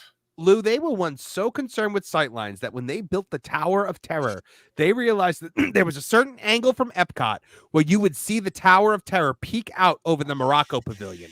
So they designed the building to blend in with Moroccan architecture so that it would not ruin the sight line for people. Yeah. That's a level of care that doesn't go into anything anymore. But like what Culture said, all those Imagineers, Disney pushed out all of its Imagineers and they have replaced them with Imagineers. And all of those Imagineers have now moved across town over to Universal, and they built Epic Universe. So Epic Universe is going to feel more like Disney than Disney does. I was talking with Pro about the parks, and I one of us said, the only place that really kind of feels still like classic Disney at Walt Disney World is the water parks. And I said, yeah, that's because they haven't touched them since the 90s. The water parks remain pretty much exactly the same, save for I think one new slide in like 20 years. But this is going to be pretty incredible. However, unfortunately, as an annual pass holder, I'm not going to get to see it right away because Universal's Epic Universe will not be included in Universal Orlando passes for now. Now, despite my bitterness, guys, I understand why this is needed.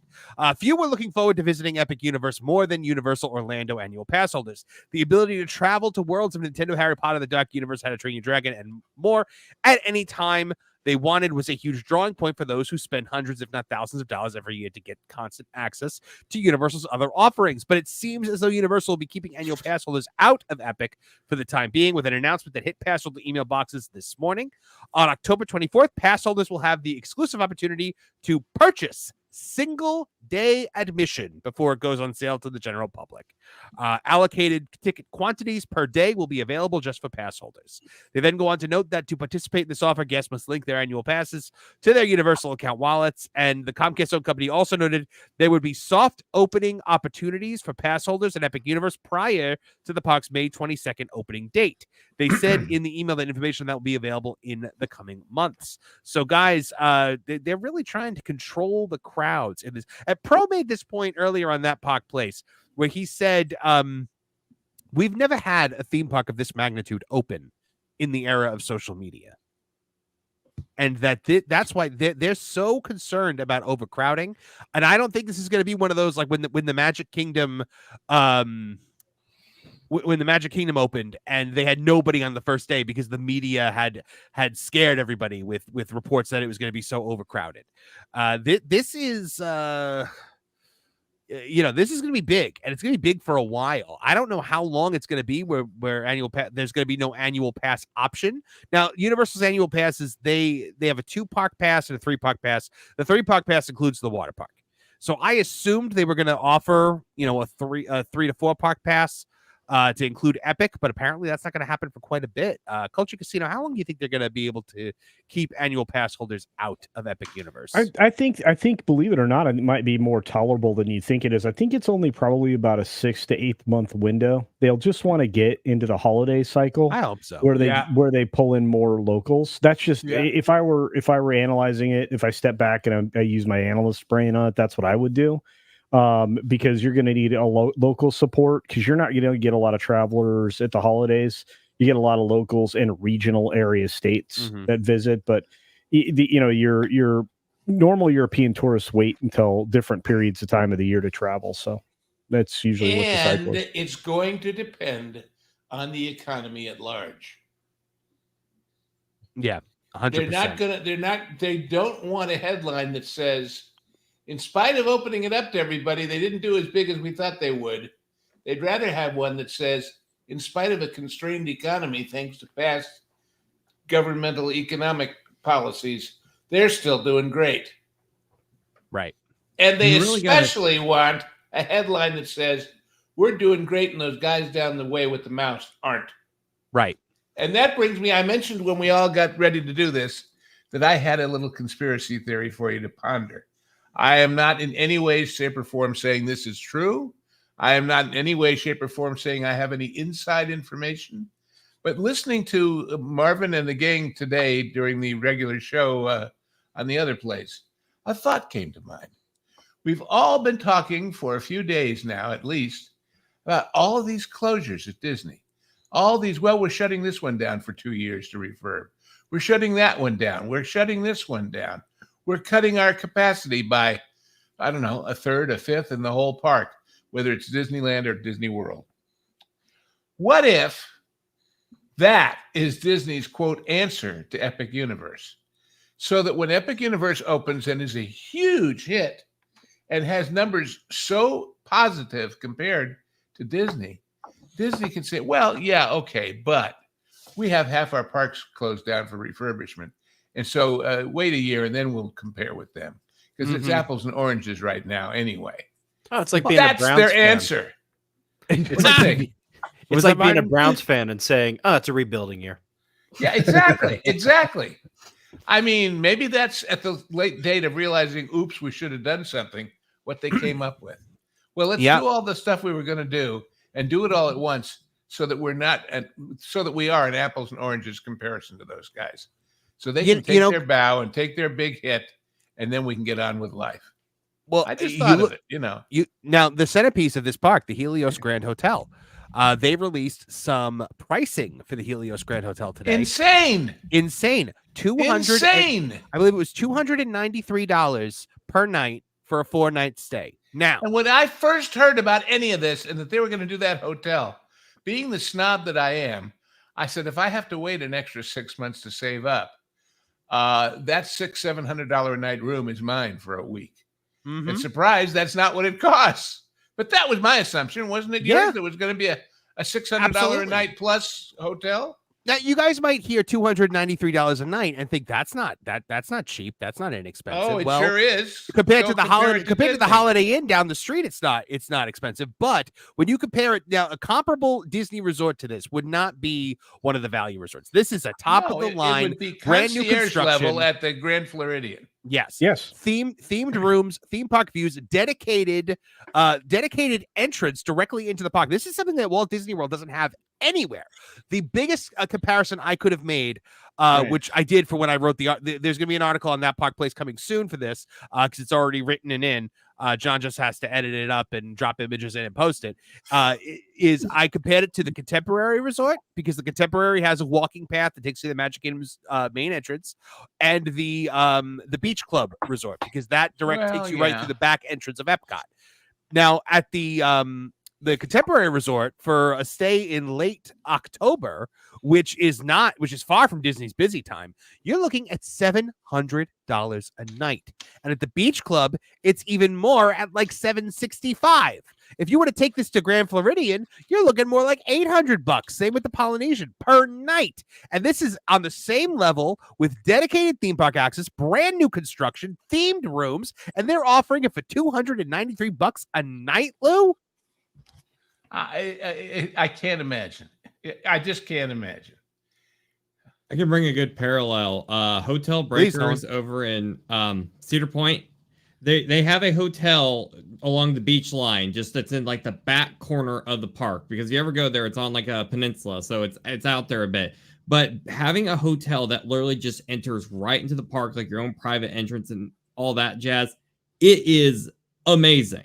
Like, you feel like you're living luxury, even when it's not really all that crazy rocket science. It's just giving you some convenience, but it's impactful. And if you can make it affordable, especially after all the news we're hearing about Disney's Premier Pass right now, I haven't seen too much wrong Universal's doing, and they should be really proud. We already got our flights booked, hopefully, for opening day if we can land those tickets. And Tuesday is going to be a bloodbath, but I'm excited.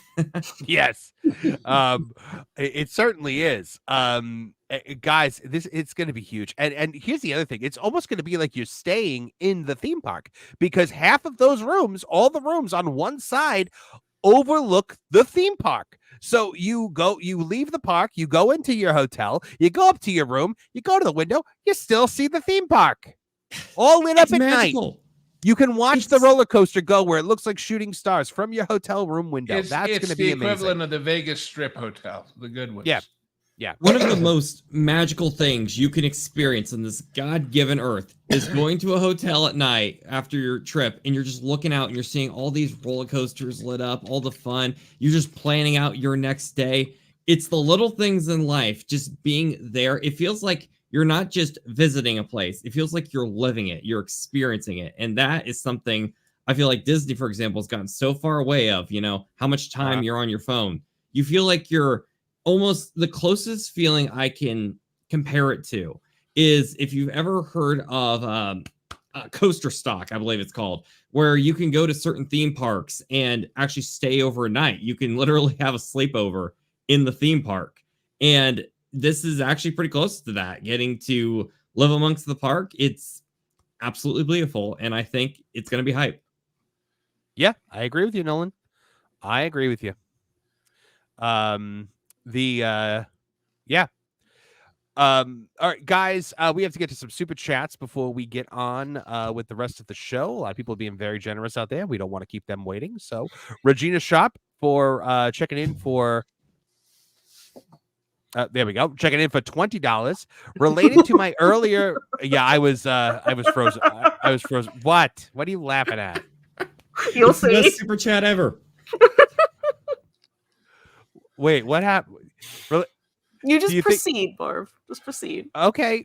Regina Shop for $20. Related to my earlier Marvel question, do you think the Fantastic Four movies always using Dr. Doom as the first villain is the storytelling equivalent of jumping right for right for a member of the female anatomy instead of a little foreplay first? Well, I would have just said the pleasure button, but whatever, dude. We had a lot of different options here. Yeah. You went super I am listening to this and imagining I'm imagining first table read day on the movie, and Robert Downey finds out that that's what Dr. Doom means to the scriptwriter. Yeah. I'm going to be perfectly honest, Lou. When you started responding to the super chat, I held my breath a little bit. Well, I love you, baby. Oh my goodness. But yes, no, wow. I do think always using Dr. Doom as the first villain. Yes, he is then their arch nemesis. But I mean, like, you look at it, what are they going to go with the Mole Man first or something like that? Yes, absolutely. Okay, so there are some Mole Man jokes in this context we could make. Well, yeah, I mean, you just you got to anyway. Burrowing in and deep dive, all that something sort of like thing. that. Oh yeah, no, getting right. You got to go under the surface for this. But anyway, I'm going to say this about that. It's like Batman. Where do you always start? Well, the logic would say you start with the Joker. Yeah, you almost don't have a choice, because this is an arch nemesis that was a friend of many of these people, and things went sideways. Mm-hmm. So there you go. I agree. They're starting off this one with Galactus. So they're starting off literally with the biggest thing you could possibly start off with. I don't know how you kick off a Fantastic Four franchise with Galactus. By the way, 83 of you in the chat right now. Well, big thanks. That is a career best for Tooney Talk TV. We're growing every single week, and we appreciate all you guys. Lou, what were you going to say? Well, when you talk about Galactus, it's the equivalent of, I tell you what, let's do. Let's kill off everybody or half of everybody with our big finale of phase 1 or whatever they call it. It's like, yeah, but now what? Well, we could do it. No, he's dead. No, she's gone. No, they all turned into brown dust. I can't imagine it'll be the only time we see Galactus. I'm sure he's going to come back at some point. Do you remember? I have no idea why. Oh, go ahead, Martin. You remember an episode of The Office where they went to Michael Scott's improv class, and every single time he injected a gun into the improv. Yes, yeah, he was always a secret agent. He was always secret agent Michael Scahn. Love that show. Oh, it's so good. Yeah, Nolan, that's Galactus and and Doom. Nolan, what were you about to say? I don't know why you'd start so big so early. It defeats the point of making sequels. That's like doing the night Gwen Stacy died in the second movie. Oh. Yeah. Oh. Well, but they have to think maybe this is a 2-off, if not a 1-off. We got enough to do a second, but what's left? We better go with all we've got. I made jokes when they talked about the female Silver Surfer that originally it was going to be Sydney Sweeney, but they realized they couldn't afford the costume. So they tried to CGI her, but it was just too many polygons. Polygon, but not forgotten. No. Would it be funny if Galactus is the villain on the opening set part before they really run before they put up the James Fantastic Bond Four logo? Pre-credit scene, you mean? Yeah, And he kills exactly. them off, and that would be fun. John JID 999 for 199, power to the 199, says just like AEW, Disney's dead and grasping for straws. Now, I'm going to disagree with you there. I mean, I don't think Disney's dead. Disney is too big to fail. It is one of those companies that is too big to ever really go out of business. Now, it's possible Disney gets bought out one day. It's possible Apple finally makes its play for them. I don't think anybody wants to buy it. Not right now, probably. I mean, Elon might out of spite. You never know. No. See, look, I keep beating this to death, I feel, but still, let me say it one more time. If you were of our attitude towards Disney, meaning how to make it good again, right? And you had Elon's money, and you bought it, and you, as many people mentioned in our chat stuff, what if you fire all the jerks? Okay, now what? Where do you get non-jerks who are willing to trust this company, no matter how much it says under new management? We've seen that in the Tiki Room, right? And and where do you find people who are willing to take the chance of going with them again? All those people who know culture, who are happy former Disney people over there at Universal, are they going to say, "Oh, well, they got rid of the 3 morons I hated and go back"? Hell no, they're not. No. Well, hell no, they're not. I know 2 of the guys that would, if you backed up a Brinks truck, would go back in a minute. Plus, you have a bunch of retirees that were forced out, like Soto and the world-renowned theme park designer. They have no reason to trust again that they won't be abused again. I don't know. You don't think Russell Jay could actually persuade some of the bigger talent? I think you could get Joe back. Yeah. And you partner him up with Chiquita again, and Yeah, but meanwhile, you got Joe being videoed touring Epcot to give them ideas of how to fix it after they just fixed it to death. But they didn't listen to him. Did you see who was his guide? Yeah, crazy lady. Yeah. Miss Walt's antithesis of whatever. Yeah. Yes, the Dreamer's Point is the antithesis of Walt's dream, and they put and that on she's out there playing guide to Joe Rohde walking around Epcot. And I'm going, I love Joe Rohde. Oh man. Well, aside from the culture war stuff, because I don't really like to focus on that. Just as for a set of business decisions, Bob Iger has never looked at a make or buy decision and decided to make. Exactly. He always tries to buy his way out of things. Whoever builds the next Disney is going to build it. They're not going to buy it. Mm-hmm. Kevin Apollo, what have you always called Bob Iger? What is the nickname you gave him to me a long time ago? The Great Purchaser, because that man does not have a creative bone in his body. He wouldn't know creativity if he walked up and slapped him in the mouth.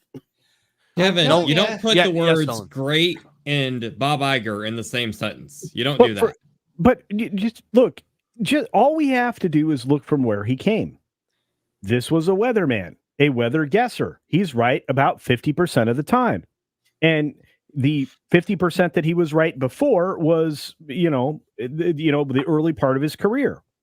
Now we're at the point where, because of cultural change, and Lou and I can talk of this to death, they've run everything to the ground.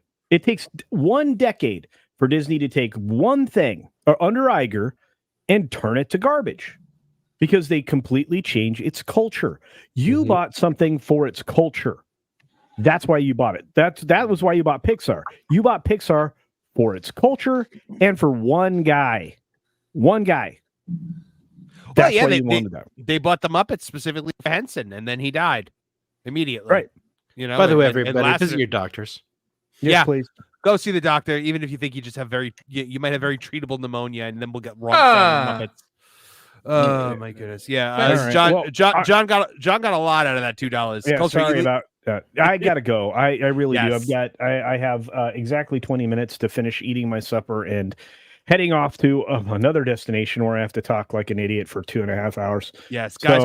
Culture is the hardest working man on YouTube. The guy does so much. Between his own channel, that gameplay, Mr. H. I mean, Culture, you do so much. Come on now. I only recorded 4 videos today, and I only was on 4 live streams so far. Live stream number 5 coming up. So.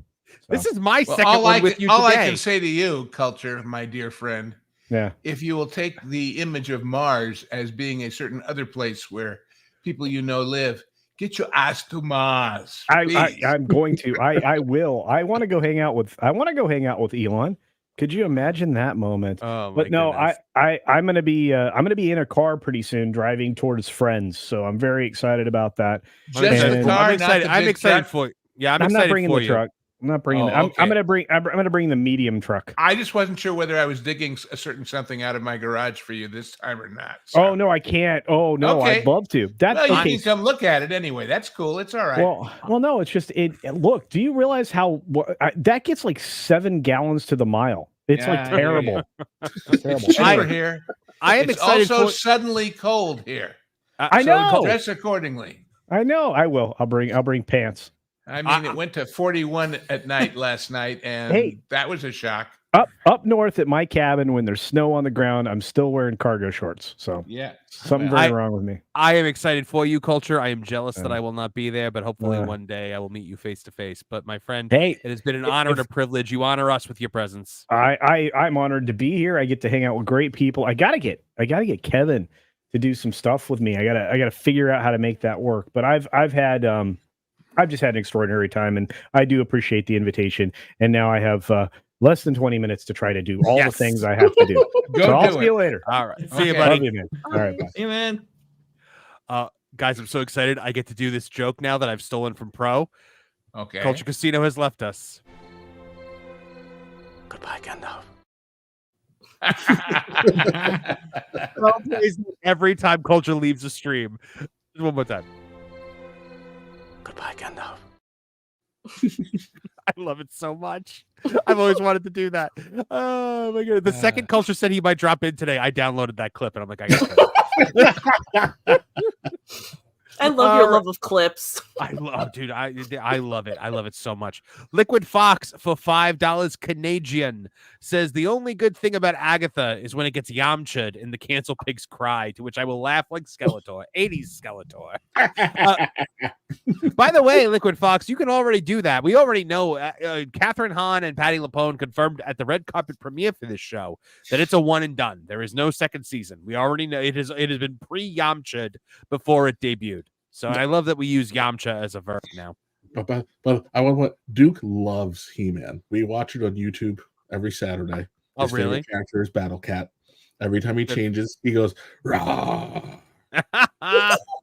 That's amazing. See, I get my grandson into these things by giving them the videos. So when I show up, it's some days you just can't get rid of a bomb. Yeah. I've given him Batman, and I've given him F Troop, and I just sent him The Man from U.N.C.L.E. So I'm raising that kid right, even remotely. You really are. You really are. Kevin Apollo, you sent me a picture of a Halloween costume the other day, and it was a Gohan, like a baby Gohan costume. And I said, you never got back to me. I asked, is this Duke's costume for this Halloween? Because it should be. No, because it's a $4 million Instagram purchase that you can't actually be sure will come to you. Right. What is he going to be for Halloween?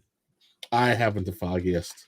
Oh, okay. I gave up when I tried to dress Novi as an Ewok, and the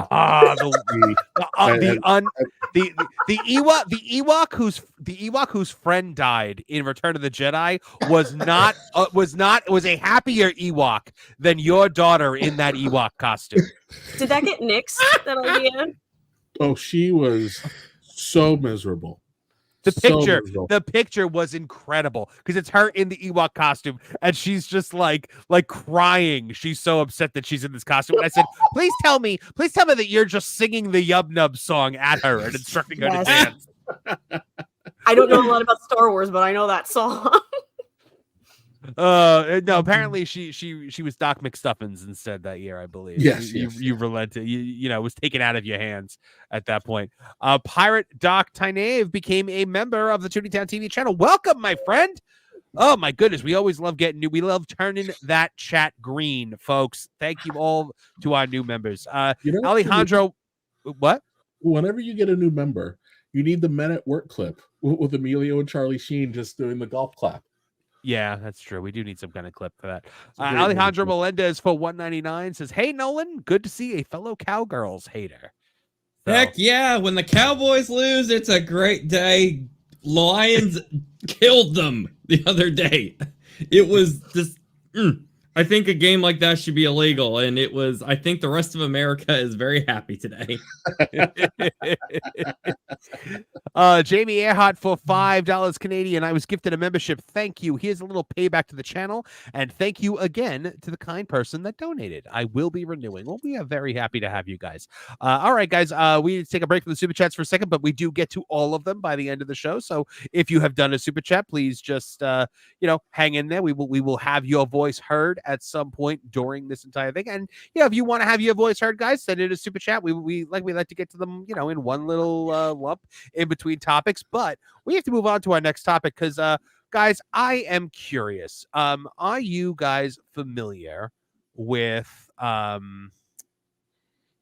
me pull it up real quick. Are you guys familiar with this image? Yes. Yeah. You guys know what this is, right? This is the poster for Wicked. Now, this is the main poster for Wicked, the Broadway show. This was on everything from outside the Gershwin Theater in New York City. This was displayed. This is the poster. This is the album cover for the original Broadway cast recording. This is on the playbill that you receive when you sit down. And it's a pretty famous picture when it comes to Broadway. Do they have a popcorn bucket? I don't believe so. But if you look at a recent fan edit, now they try to kind of recreate this this poster recently. And here's the end result. So on the left here, you will see the poster that was made. You see the lady playing Elphaba here and Ariana Grande playing Glinda. This is Cynthia Erivo, a name I did not know before today. Man, were those good times when I did not know this. Somebody did a fan edit where they blacked out her eyes to make it look more like the original, the original image and made her lips red. She lost her damn mind.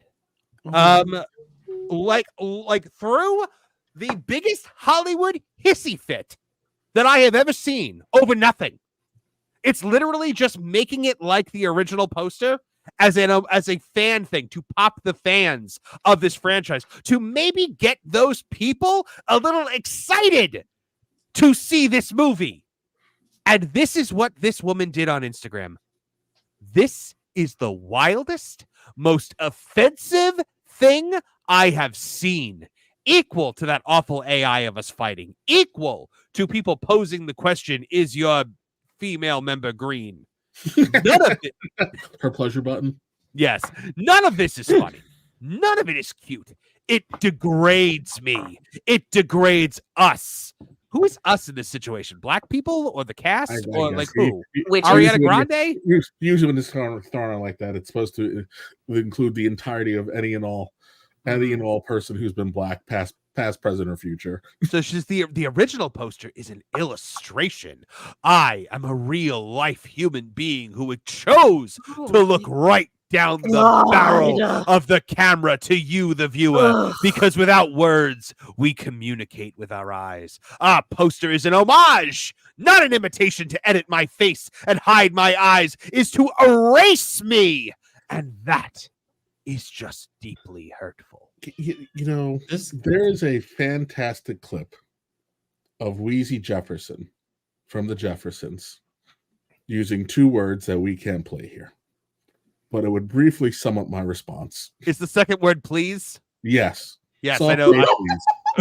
Soft yes, please. as every once in a blue moon, if you catch me in the right mood, I might drop it on my Twitter. But this lunacy, this entitled self-victimization gold medal award-winning tirade. What is this? What are you that bored? Are you that childish? Are you that insecure? And are you that self-important that you needed to use that many characters to write this? This is a bloody fan edit. It looks like the stupid picture. The fan edit was not done to degrade you. The fan edit was done to get fans of Wicked excited for your movie of Wicked, and you called it the wildest, most offensive thing you've ever seen? What kind of charmed freaking life do you have, lady? When that's the most offensive, wild thing you've seen. Go ahead, Gavin. Apparently, she's never seen a Looney Tunes where Bugs Bunny winds up on a desert island. I mean, this is the softest softball lunacy I have ever seen. Nolan, were you about to say something? This girl makes Neville from iCarly look like a real person. Like, I've never seen such a level of entitlement in my life. I mean, I gotta give props to this casting call director because they somehow casted a real witch as this character. Hey, guess what? Not for nothing, guys. If I enlarge this a little bit, you'll see. Never mind, the image isn't enlarging, but you can still see her eye in the picture. Oh my God. Her eye is still visible. They left it partially visible. And so here's the other thing. Somebody pointed this out on that Park Place. The original image, which I'm gonna show you guys again. The original image was, you can see Elphaba's nose and mouth. You can see Glinda's eyes, because together they make one face, because the point is the symmetry between the two of them, which is the point of the show. And what that is the face cards on a deck of cards. It's the half and half, you know? It's the jacks, one-eyed jacks, and all the rest of that stuff. But these people can't see black and white or yin and yang because it's only what she believes in or the wrong way. Well, and not only that, but the Wicked Witch of the West, which is what Elphaba is in this movie. It is called Wicked. The Wicked Witch of the West is one of the top movie villains of all time. One of the most evil characters to ever exist, okay? And at the end of the day, when somebody does a top 10 movie villains list, you always have the Wicked Witch of the West. If not in the top 10, at least in the top, if not in the top 5, at least in the top 10. Usually in the top 5. Sometimes in the top 3, I've seen. Usually the 3 that I see in the top 3 are Hannibal Lecter, Darth Vader, the Wicked Witch of the West. Really? The darkness over the eyes is meant to elicit that moral gray area, that darkness that you walk into Wicked thinking she exhibits because you are familiar with the Wizard of Oz. Sorry, Lou, you about to say? No, I was going to say that there are a lot of worse villains than any of those. And that just shows the limited knowledge of the past of the movies that people have, that they would choose those 3. This is the thinnest skin I've ever seen on an actor, and that is saying a lot. I mean, the vapid nonsense that has to come out. Is she trying to take attention away from the fact that Ariana Grande and SpongeBob got together on the set of this movie, and that is literally all people talk about when they talk about this movie? Like, honestly, that is literally what happened? What? Ariana Grande was married to some guy, right? And I don't know who he plays in Wicked, but the guy was SpongeBob on stage or something. The voice actor for SpongeBob, or he played SpongeBob in Broadway? Ethan Slater, is that his name? All right, that's not the voice actor, but yeah. And I'll try to look for a picture when I'm done. But they both cheated. I think they say they did. They cheated on their spouses. He had just, the kicker about this guy is, it was You look at him. He's nerdy, not a looker. Okay. She has a penchant for married and taken men. Yeah. Mm-hmm. It had been with his wife since like high school, and they just had a baby, and he ditched her for Ariana Grande. Oh my god, that's him. Yeah, and I don't know what I think it was on stage because I think he's a theater actor because I believe has been or is still in Spamalot. He's so pale and redheaded. I'm surprised he's not being played by Zendaya. Martin, this is why you are the Worf of our bridge crew, because you when you hit something, it stays dead. Because my God, you were the best at the one-liners, my friend. So beauty on my terms, huh? Guess what? It's in the eye of the beholder, bitch. Mm-hmm. Oh my goodness. Yeah, like we looking at this, TMZ originally broke the news of Grande's separation, reported on Saturday that Grande and Slater are not currently in the same place, but they are enduring the sudden blinding spotlight on the coast. Slater's in New York, TMZ sources say, managing his divorce, while Grande is reportedly in Los Angeles, giving Slater some space. Managing his divorce. Yeah. It requires management, does it? And I don't know who he plays. If I had to take a guess, I'd say maybe he's playing Bach, who becomes the Tin Man. I really doubt he's playing Fierro. Let's see if I can look it up because now I just want to know. No, I'm just curious. Yeah, we got to know who's playing him. He looks like Bach because Bach is supposed to be a Munchkin who ends up becoming the Tin Man. Yeah, he's Bach. Munchkin in love with Galinda. Yep. That's some good casting. Which makes sense because Galinda, is Ariana Grande. So she is Galinda. Clearly works together. Are they going to make a sequel called Toto 2: The Wrath of Dorothy? Dorothy is not in Wicked. She's alluded to several times. It's funny with Wicked because there's certain things they can't do, like things that were made specifically for the movie.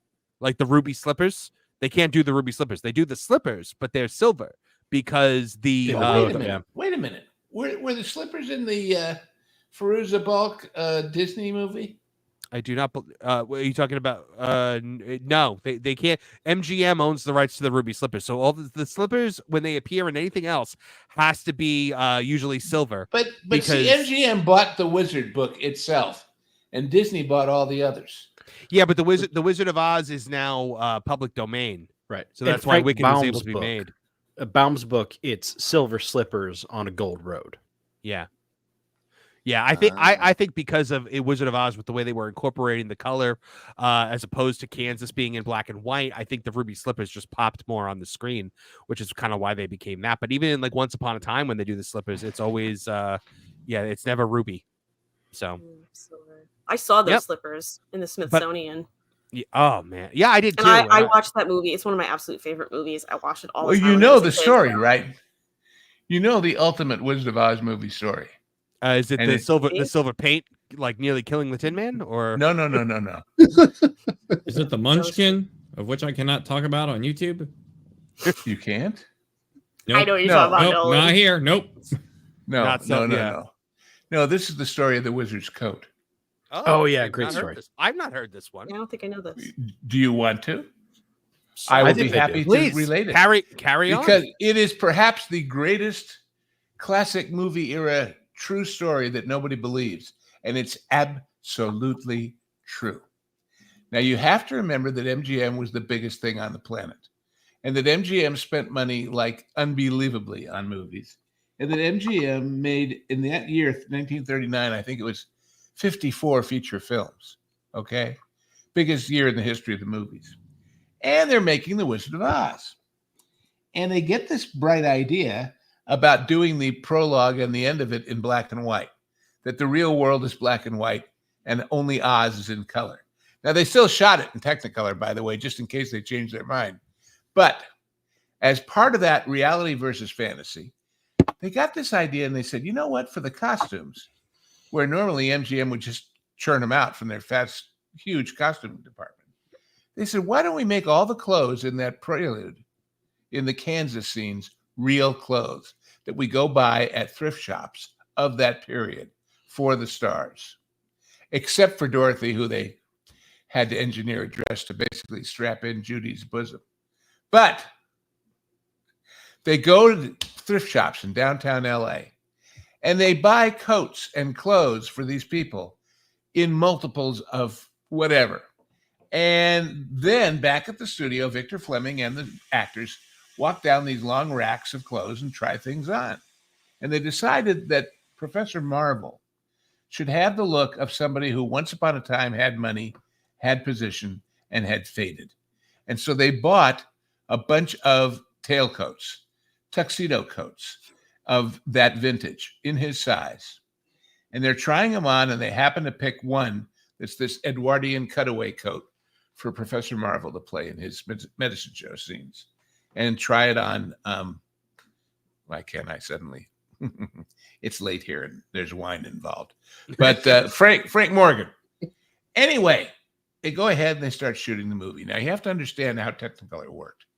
Original Technicolor was not a chemical photographic process like color film is today. It was a printing process.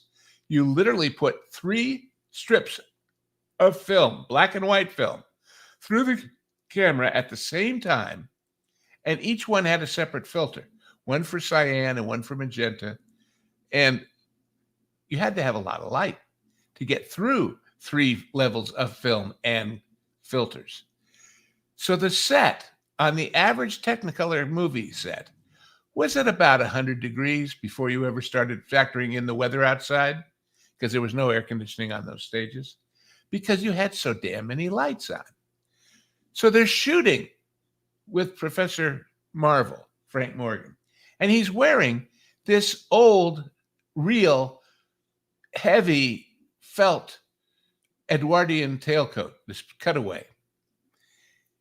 And Frank Morgan drank. Frank Morgan drank a lot, and he was sweating gallons. And it also didn't help that they were shooting this movie in the hottest summer in the history of Los Angeles weather. It was about 114 on the set. And the coat is getting enormously heavy because it's soaking up all of this perspiration. And one of the costume people goes to Frank and says, listen, I'll show you an old trick.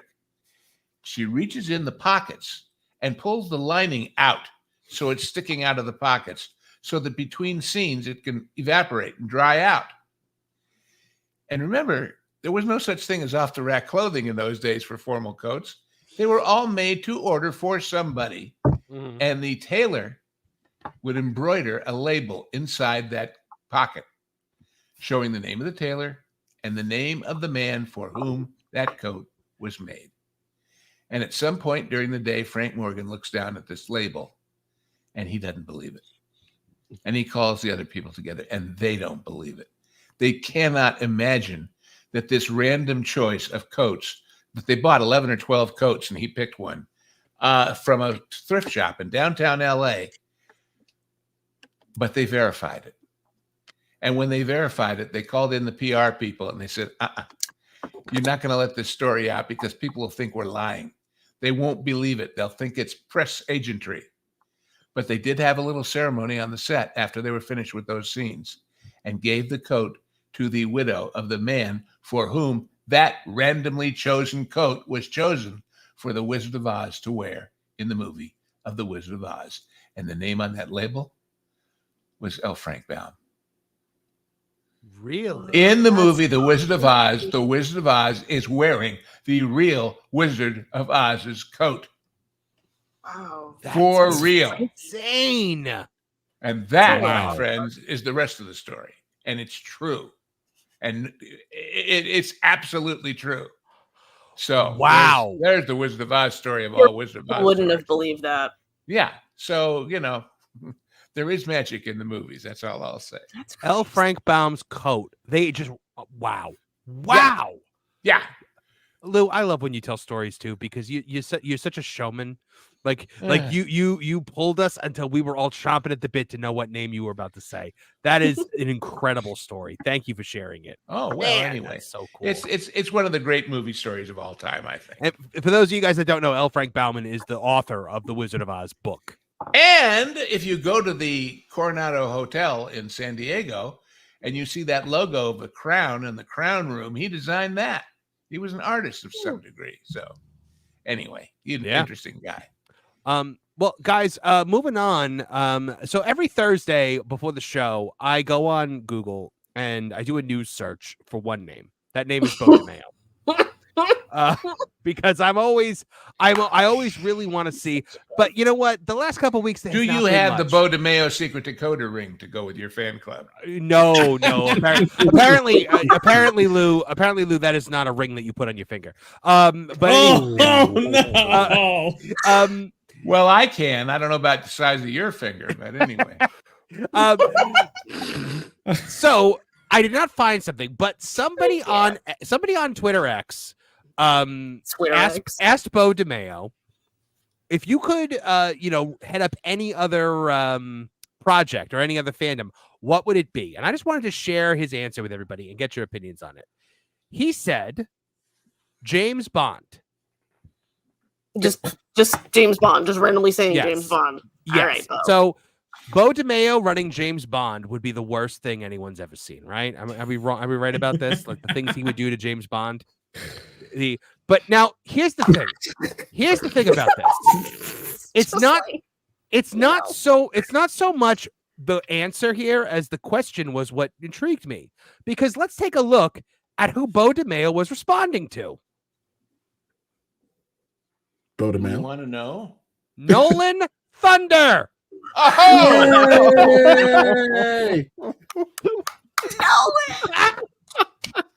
Nolan, bring it home. I thought, innocent me, that when Spencer got mentioned in the Gina Carano suit, that was the height of 6 degrees of our channel separation. I'm just trying to imagine how Bo would portray Blofeld. First of all, we probably to BLOW. Oh my goodness! Nolan was determined to make some sort of Bo DeMeo interview happen. Yes, he said it to me. Nolan said this to me earlier, and I just responded in all caps. I freaking love you.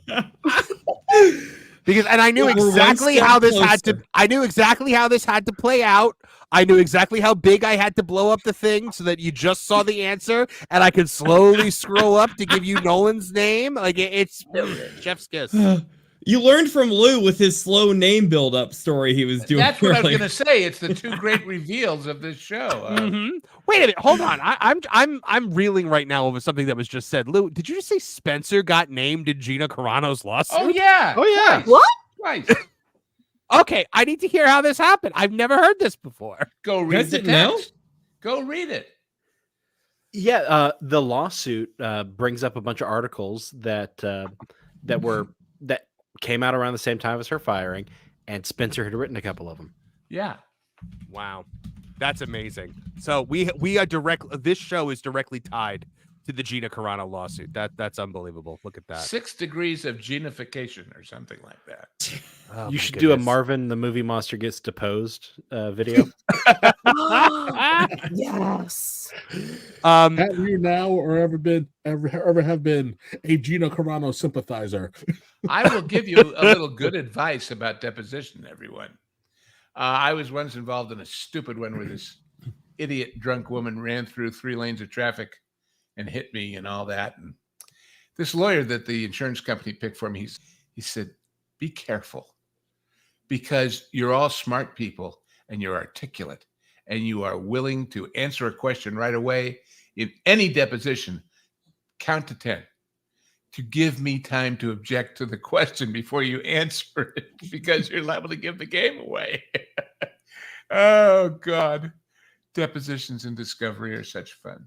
Oh my goodness. So speaking of Spencer, so now I have received official word Spencer is not going to be able to make it tonight. Oh.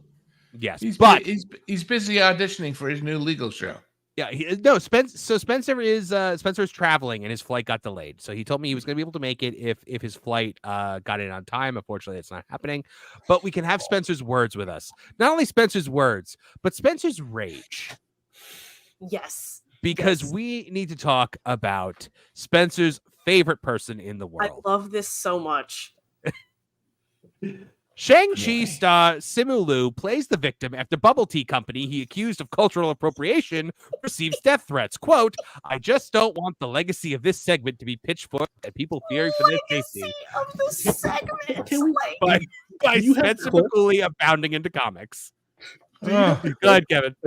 Do you have the clip? Like, people need to see the clip before we talk about. I don't know if the clip is in here or if we're even allowed to play it. Oh, it was in a tweet. I saw it in a tweet. Yeah, I just hold on. Let me see if I can. I think he references it in the article because yes, Spencer. Obviously, I read the article. I think it's in there, and it's Canadian TV, so I don't think they have copyrights. Oh, okay. You mean they don't have copyright A? Oh my goodness! I did laugh at that. This is just such a great story. Okay, yes, I found the clip. Let's watch it. All right. Okay, we've got that up there now. Look at this guy's look. Oh yeah, this is a look. He's definitely French Canadian. All right, so here we go. Martin. I am studying your can, and I am looking for anything that tells me where boba came from. Shut up. Shut up. You vapid moron. And where boba came from is Taiwan. You know, I started this venture company for a lot of reasons, but really primarily to uplift minority entrepreneurs. And shut up. And not only do I feel like this is not happening here, but that I would be uplifting a business that is profiting off of something that feels so dear to my cultural heritage. It's boba tea. It's boba tea. You moron. He's so lazy at being smug. He didn't even point out the obvious. That boba in Taiwanese means boobs. So it's boob tea. Mm-hmm. Yeah. Could you imagine? Could you imagine going to another country and being like, you see like some French fries they made for you? I'm like, oh, this just wasn't made right. This is such an appropriation of my country. The good American values of French fries, man. It's awful. Freedom fries, right? Freedom fries. Yes. For like a whole summer, it was freedom fries. Not in my town. They stayed freedom fries until the deli changed hands. My goodness.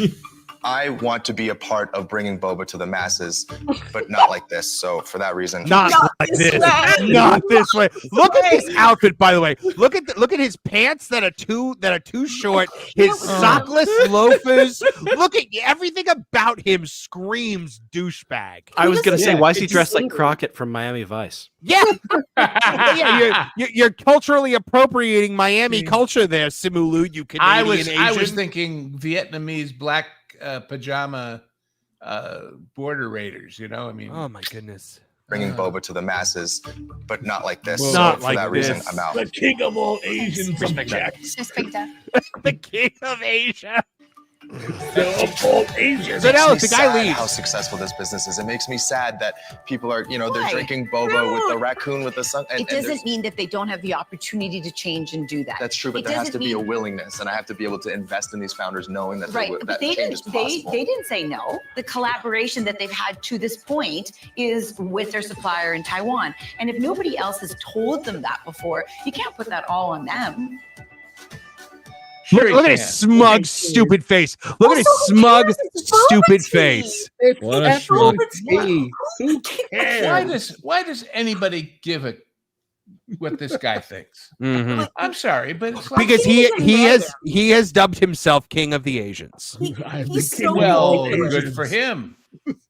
Now, you know what? Now, and that's why Spencer hates him. Spencer hates him because Spencer is Asian, and Spencer hates the way he portrays Asians and the way he thinks he speaks for all Asian people. I will tell you guys this because it's been dropped a couple times. Mrs. Movie Monster is also Asian, and she hates Simu Liu for the same reason. Pretty much every Asian person that I know hates Simu Liu for this reason because they're like, shut up. Nobody asked you to do this. You notice how everyone outside of the Hollywood bubble, Hollywood talks about how much they want to be, inclusive of cultures. They want to represent these people and all that. But yet, every time you look outside of the bubble, how much everyone's disgusted. Like, how come you're representing us like this? This is not at all with our values. You're making us look like a bunch of idiots. Like, this is routine with lots of cultures. It's almost as if the problem is, I don't know, Hollywood. This and look, Regina Strep says this is the Tyrion thing again. Oh, you kind of. It's similar because his own people are like, shut up. But if you were smart though, which debatable apparently, he would realize that going this far about Boba Tea, whatever you're trying to do is not going to work because you sound so stupid that the whole entire point you're trying to make is gone because just so smug. So smug. And he's lazy smug. That's the worst part. He's a lazy smug. Like, if you're going to do it, do it. He makes Rachel Zegler look humble. Yeah, he does. And he's and that was the thing. Like, I was talking to Mrs. Movie Monster about this over dinner, and I made some beautiful ribeye steaks tonight, and we were sitting there talking about it. And she that's the thing she said. She's like, he's so dumb. He's just like, he thinks he's so smart, and he's just really, really dumb. He is like, he's basically a meathead. He's just an empty head. His head is a bubble because there's nothing inside of it. And you want to talk cultural appropriation, Simu Liu? How about Kim's Convenience, where you, a Chinese man, played a Korean? You stole a role from a Korean actor. How dare you? You are 35, Simu Liu. Why are you behaving like someone who is in their second year of college and feeling the need that they have to protest absolutely everything they see because they think it makes them sound understanding? Because they want the attention. Oh my God. I mean, that's all. Yeah. That's all. 99% of these idiots, they can't find any other way to make an impact of any kind. I was always a little bit of an old soul, but it's times like these, I feel like I am ancient compared to someone like him. I can't. Are you trying to say Trish, you've been alive forever and you wrote the very first song? Yes, that's exactly what I'm saying. Don't let Rachel Zegler talk like it was her and her long, illustrious career. It's right here. All right, guys. So let's see what. Go ahead, Nolan.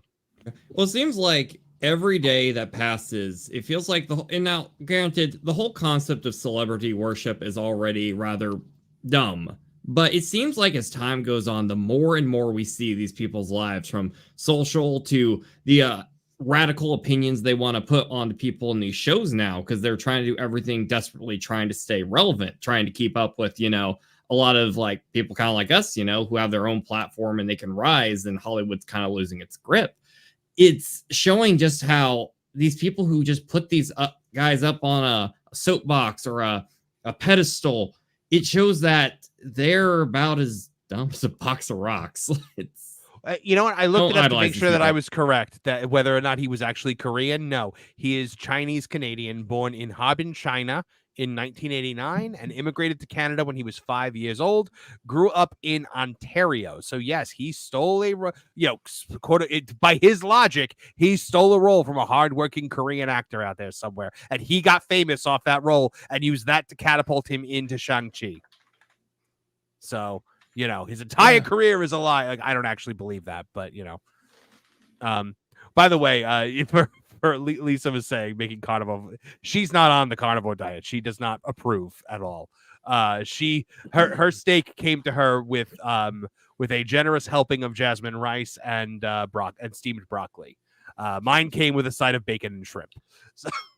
So thank you for my random comment in there. I didn't mean to. All right, so let's see what Spencer had to say. He's at it again, folks. In once more attempting to performatively present himself as one of Hollywood's premier proponents of progressive thinking, Marvel's Shang-Chi and the Legend of Ten Rings star Simu Liu has responded to the news that death threats have been issued to the fledgling bubble tea company he accused of cultural appropriation on live TV by asking his supporters to scale back their rhetoric out of consideration for the legacy of this moment. It's a clip on a reality show. Look, moment. Spencer is one of the most professional journalists that I know. He always takes things from the very detached way that you have to take it, with the exception of when he speaks about Simu Liu. You can feel the abject loathing that Spencer has for this man every time he speaks about him. Spencer becomes Majin Vegeta. Yes, he has the M on his forehead. Do all of Simu's moments have legacies? Oh, every single one. He's a walking legacy. He sits on a bus reading a book, and he's like the legacy of this moment where I read this book. The Canadian actor's latest media debacle began on October 10th when the Canadian Broadcasting Company aired the latest episode of their country's version of Dragon's Den, which is also kind of like Shark Tank, the reality investment television series wherein entrepreneurs attempt to solicit investments in the respective businesses from a panel of notable venture capitalists. Isn't calling it Dragon's Den culturally appropriating? You know what? The one thing about dragons is pretty much, and I find this fascinating, because before any cultures ever actually like mixed together, every culture in this world invented a dragon.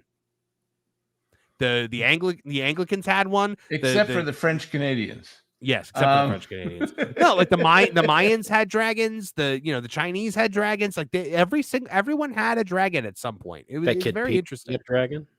Yeah, Pete had featuring Lou as a special guest dragon in this episode. I love you all, but my ass is dragon, and so I'm going to call it a night. All right, Lou, I'm going to wish you boba dreams and dragon tales and all those things. Thank you very much, Lou, for joining us tonight. But yes, and just remember, boba tea is yucky. Period. Oh, it doesn't matter who it comes from. What I really want is a nice, cold, refreshing drink with little balls of mucus in it. I mean, that's really my idea. That's my idea of a pause that refreshes. I got to tell you. So, first time. Anyway, I got to go. Miserable. Good night, everybody. Good night, Lou. Thanks for having me. Yep, and folks, make sure you check Lou out on Pro's channel over at the Genre Guys, and of course also at T3PO when he does Hollywood Backlot with Lou and you. Both 2:00 Sunday shows. live. Yes, live 2:00 Sunday. And make sure you join Guys, for that. This weekend are recording. Are you ready? Falling Down. What? I love that movie. Oh man, I'd forgotten how good it was. And everybody wants Michael Douglas to be the star, but I'm sorry, that's Duvall. That's all Duvall. The one we just filmed, guys. We had Lou and Lauren and I had a fantastic conversation about Rocky. Wow, we had such a fun conversation about Rocky. That's a top 10 movie. I really enjoyed that episode. Me Loved too. it. Fascinating. We'll do it again sometime. Anyway, thanks for letting me play in your sandbox with the Baba Tea. We appreciate like having the you here, things buddy. you find buried in the cat sandbox. But that's just my opinion. No legacy involved. Good night. Good night, Lou. I love you, Lou. Bye. Woo! All right, guys, back to Simu Liu, if we must. So featuring celebrity Simu Liu as a celebrity guest this episode. At one point, saw the panel approached by a team behind Boba, a Quebec-based beverage company which sells bottles of bubble tea, both virgin and alcoholic, in various flavors. When the time came for the actor to make a decision, and we all saw what happened. So let's go ahead. Following the company's exit from the den, Lou can be then seen telling his fellow dragons, "It makes me sad how successful this business is. It makes me sad that people are drinking with a raccoon with a can Yeah, with a raccoon with sunglasses. This pompous declaration was in turn met with pushback from one of the series' main panelists, Minhas Breweries and Distillery owner Manjeet Minhas, who defended their guests. It doesn't mean they don't have the opportunity to change and do that. That's true, Lou said, but there has to be a willingness. I have to be able to invest in these founders knowing that change is possible. Rather than letting him get away with his soapbox moment, Minhas further clarified, but they didn't say no. The collaboration that they've had up to this point is with their supporter in Taiwan, as explained by the company earlier in the segment. And if nobody else has told them that before, you can put all that on. You can't put that all on them. In response, instead of continuing to pound his chest, Lou simply looked ahead and nodded silently. Unsurprisingly, rather than this public humiliation attempt actually benefiting anything other than Lou's ego, it instead led to Boba facing a reported wave of harassment and death threats from those who shared the actor's mindset. Eventually, the outrage against the company appeared to grow so extreme that Liu himself saw fit to offer a public post-show statement on the entire situation. And while he did, to his credit, ask fans to scale their actions way the hell back, he also used the opportunity to both highlight his virtuous actions and, far from actually apologizing for the patronizing way in which he made his point, lament how the positive energy that came from them was being overshadowed by the harassment. Hey, everyone, it's Simu, began the Barbie actor's response as posted to his personal TikTok account. Hey, guys. That's what it feels like. Hey, guys, it's Simu. I just thought I'd make a video here in response to this crazy social media moment that I found myself in as it pertains to Dragon's Den and the boba of it all. His attempt at making a joke on the situation. You are the booba of it all, yes. Oh my goodness. First and foremost, I think we hit on a very important discussion on cultural appropriation. What is it? What it is? How is something so exploitative rather than paying homage and paying respect? When is that line crossed? In that conversation, by the way, I've continued to experience a massive wave of positivity and support from people of every community. And I just think that's really incredible. And I appreciate that. My God. I love him. He's hysterical. Like he's honestly. he is like a different version of Bo DeMeo.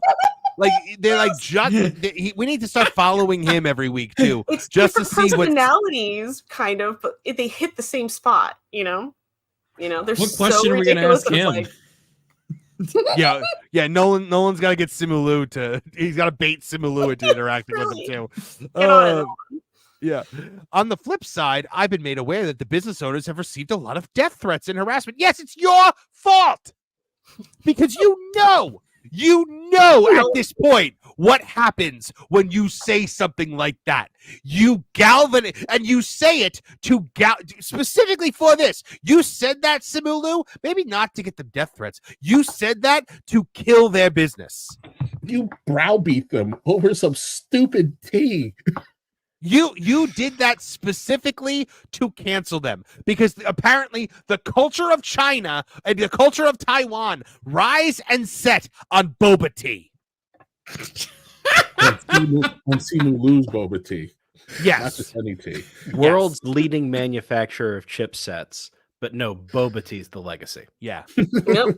He says, on the flip side, I've been made aware that the business owners received a lot of death threats and harassment and otherwise kind of bullying and dogpiling. And I just want to say, full stop, it's never okay to make threats. It's never okay to bully and harass online. And what I mean by that, why do you have to explain what you mean by it's never okay to bully and harass people? I want to take that to Disney. People. Oh, and of course, look, and by that, I don't mean the business owners don't deserve valid criticism, and I don't believe you should not be vocal about your disagreement, but cancel them in a way that makes me look better, is essentially what he's saying. I realize I bullied two people on live television for no reason, and now they're getting death threats because of it. But I think we could all need to apologize for some hurtful comments I made about Lucky Charms and the death threats my fans have been making against leprechauns. Yes. But I think we all can agree common sense. There is a line that you don't and shouldn't cross. There is a line that you wouldn't cross in person. And I don't want the legacy of this segment to be pitchforks and people fearing for their safety. I think we're starting to lose the plot of and what ultimately the positive energy of this moment is, which is let's educate people. Let's make the world a better place. Let's make people aware that certain things aren't okay from a cultural perspective. Up yours. He said that, where were you when Simu Liu lectured some people who put boba tea in a can? This is like Rosa Parks refusing to get up off the bus seat. That's right. It was his I have a dream speech. Yes. About a stupid raccoon offering you tea. Stop it, you moron. He's like, oh, a raccoon in sunglasses. It's like, it's a name of a tea that's boobs. Like, you're so offended by the raccoon in sunglasses. This is like, the name of the tea is boob tea. Can I also say something? Boba tea, also known as bubble tea, he said specifically, the quote specifically was, "This is my culture," right? I'm not making that up, right? He said that. I'm going to go back. You appropriated my culture. He is Chinese. Boba tea comes from Taiwan. Hey, listen, you are about to get a scathing letter, and you're going to be forced to apologize, like our boy John Cena. I was just going to say, you're about to have to pull a Cena. Oh, then I'll take the heat for this. Taiwan is the legitimate government of mainland China, ruling in absence. We never should have given way to the communists that way. That was awful. That was on us. Well, look, at the end of the day, even if Taiwan is a part of China, okay, the culture in Taiwan is different from the culture of mainland China. It's a different culture. It's not your culture. Well, the one time you actually have a reason to play the John Cena clip, you didn't do it. Right. It's true. You're right. I'm very. You know what? I'm ashamed. You know, of he's myself. so enraged. That's what it is. Yeah. 你好，中国，这是叫西娜。我爱更尊重中国，更中国人。我很抱歉对我的错误。对不起，我很抱歉。你必须了解，我很爱、很尊重中国跟中国人。不好意思，再见。There you go. I will give Cena credit. That seems like it would be a very difficult language to learn and become fluent in. Oh yeah, no, I give Cena. John Cena learned Mandarin. He did it. Yeah, he learned Mandarin in record time. Yeah, he did it really fast. WWE was expanding into China, and that crazy old man, billionaire, strutted up to him and was like, "I need you to learn how to talk to the Chinese." I also like that part of that was like, you have to understand. And then it was almost like there was a fraction of a second where he's like, that might come off wrong. I love the Chinese people. Well, that's not the whole clip. I cut the clip down for the sake of brevity. I'm just saying. You have to understand. Simu goes on to say, Chinese people. He goes on to say, when people's personal safety are being questioned, I think that's when I have to take issue. And I say that as someone who has quite honestly been on the other side. You know, rumors have spiraled out of control. Social media has kind of done its toxic thing. And I've overnight felt myself, you know, kind of on the other side of an internet dogpile. It's one of the worst things you can go through, and it causes undue mental stress and trauma. You did this! You did this!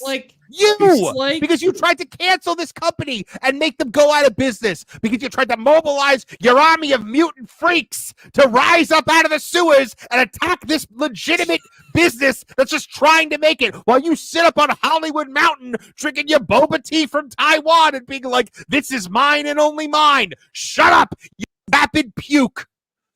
Ugh. These guys would make great Power Rangers villains. Just saying. It's times like this I hear Carrie Bradshaw in my head. Aiden and Big were fighting and rolling around in the mud like a bunch of children, and she just comes running out and shouting, stop, you are middle-aged. And that's what I feel like. She's 35, stop, you are middle-aged. Stop behaving this way. So I just want to say this, he then asserted. I believe that the entrepreneurs of this business came on Dragon's Den to pitch a business in good faith. There were a lot of things with the pitch that I took issue with and disagreed with, and as a result, I pulled out as a potential investor. But that doesn't mean that I believe they deserve harassment and threats. No, you just think they deserve to lose their business. You deserve to lose their livelihood because you disagree with it, because I think a lot of grace should be afforded to them because the French Canadians, I think their exposure to these types of cultural conversations was limited. Yeah, guys, we gotta give them some grace here because the French Canadians, they're a simple people. Is that really what you're saying here? Is that what you're saying? It's like getting burnt by the stove and then going on to make a movement about how problematic the oven is. I also feel like English was the French Canadians. I also feel like English was not their first language. And when you have cameras pointed at you and you're on the spot and you have to kind of answer these questions that I don't believe they were prepared to answer, I think you're going to say a couple things that are not perfect and not the best worded. And to a degree, yes, it's 2024. We expect that people do their part and educate themselves. But by the end of the day, I try to live my life, my real life. And those and the people around me, I give grace and I ask for a lot of grace. You give no grace. It's boba tea. That is all I keep thinking with it. It's boba tea. There's a boba tea place every 5 steps. Can't. It's so dramatic. My first date with Mrs. Movie Monster was a boba tea place. She picked it, not me. Just to be clear. Yeah. He goes on to say, I'm not a perfect human, but neither are any of the people in my life. By the way, he's lying here because he believes he is a perfect human. And I just feel like I wish we all had a little bit more of that energy online.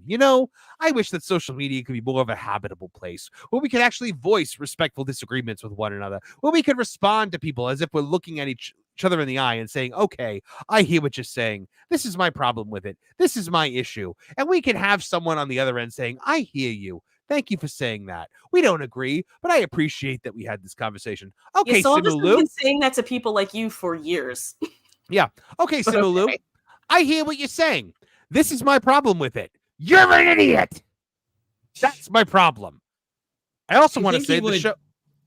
Shouldn't social media reflect like how you would talk to someone in real life? Like he's saying people need to be kinder on those platforms. Maybe not, I don't know, looking at them with that smug face, talking down to them all condescending style.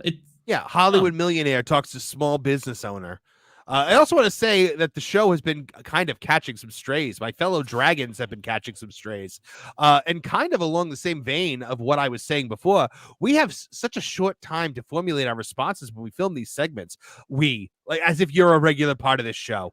Oftentimes, you're seeing a lot of knee-jerk reactions and micro expressions. It should be, Spencer interjects, it should be noted here, Lou clearly begins to say microaggressions before correcting it. Love Spencer's brackets. That happened faster than the blink of an eye. And then we can't take them back because the camera's rolling. So I, again, have found myself on the other side of that, of an unfavorable edit. But I can tell you for a fact that the show, the producers, the crew were so supportive of what I had to say. All right, so he's taking umbrage with the fact that the lady gave him crap for what he said. And he had to eat a little bit of crow. And in terms of my fellow dragons, regardless of what they said or what they did not do while the camera was rolling in the break room, everyone was all ears. Everyone was like, I want to hear more about what your perspective is. Let's have a conversation. Things that didn't happen for 100, please. He is covering for the fact that this lady shut him up when she was like, no, this is not their fault. Stop it. And he sat there nodding like an idiot. I really wish that had been filmed, but that isn't reality. And so, of course, the segment is what everyone has to go off of. So, yeah, just to conclude all my thoughts, let's not cross that line. Let's disagree with each other. Let's critique each other. Let's critique this idea of cultural appropriation. Let's talk about it. But what we're not going to do is threaten people's physical safety and make people feel unsafe and cause them trauma that, quite honestly, they don't deserve as entrepreneurs who, in good faith, attempt to pitch a business to a Hollywood moron. Drawing on his statement to a close, Lou ultimately told fans, was it misguided? I believe so. A little ignorant? Absolutely. He's still insulting them. Mm-hmm. But those are all human things. And so, yeah, I guess I'm just asking for empathy and compassion. Thank you again for all your words of support.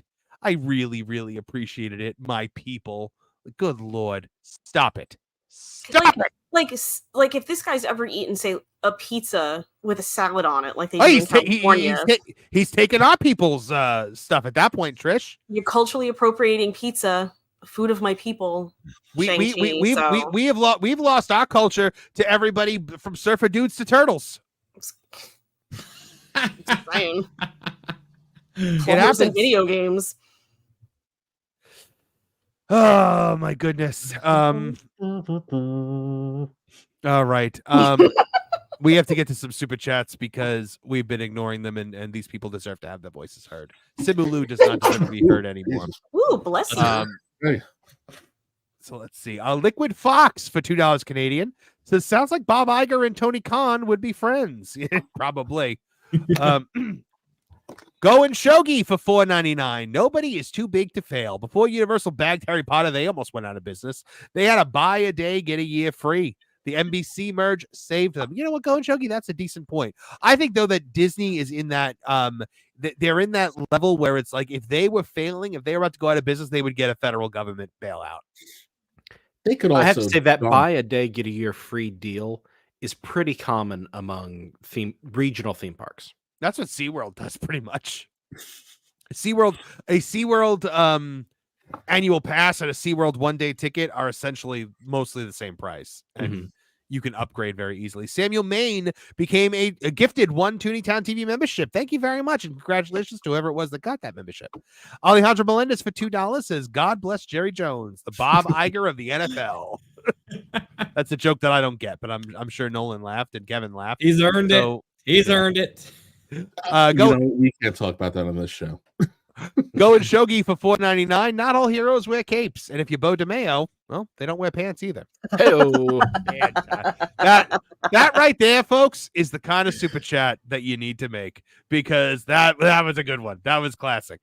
Liquid Fox for $2 Canadian says, in the words of the drinker, F off, Simu Liu. That's my Scottish. F off, Simu Liu. Go away now. Go away now. I was going to ask if anybody saw Jamie Foxx's Instagram live where Jerry Jones interrupted the final moments of it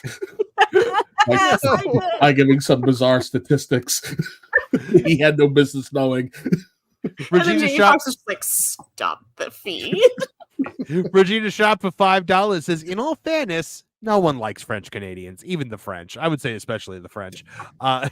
Oh wow, we got Justin LW 2001 for $50. Here's to buying boba tea. 10 male member rings guy was pissed off that the guy said the source was Taiwan instead of China. It's that simple. You know, I was gonna say the chat tonight, if you've been peeking at it, has gone from like a very dark blue in content to history lessons. It's all over the place. It has been a wild ride in there. It has been a very mixed chat tonight, and I'm all here for it. Justin LW 2001, thank you very much. That was a very generous super chat. We got to play you a clip. Hold on, I got to find the right clip for you. Which clip should it be? Let's. Did Martin have something to say about Simu Liu? Yes, I do want to get to that. Hold on one second. I got to play a clip for him, though. I'm trying to figure out which one it should be. Here's one. If you only knew the power of one, the power of two, the power of many.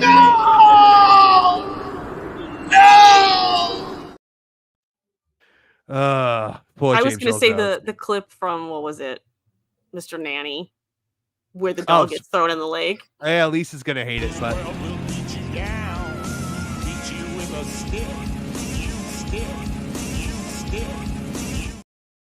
Don't yell at me, Lisa. Oh, I love you. I wouldn't have played it without for Trish, Lisa, so that was all her. Worth it. You know what? We could also do a Glom Gold. Olsen, help me up onto his casket so I can dance on it. All I do is win, win, win, no matter what. Got money on my mind. Everybody hands go up, and they stay there, and they stay there. Oh my goodness! Thank you so much, Justin. That was super generous. We really appreciate you. Beyond Guy says, I guess the chat is full of diversity of thought. The only human diversity that counts. Yes. Yeah. Martin Stone, you had a special little something to add about Simu Liu. Yeah. So I sent out a tweet with a little economics lesson, and I dismissively called him Derek Zoolander. And I really wish I had been 30 seconds faster and thought of Timu Zoolander. He pretty much is. He pretty much is. That economic, I'm trying to remember what you said because it was all so good.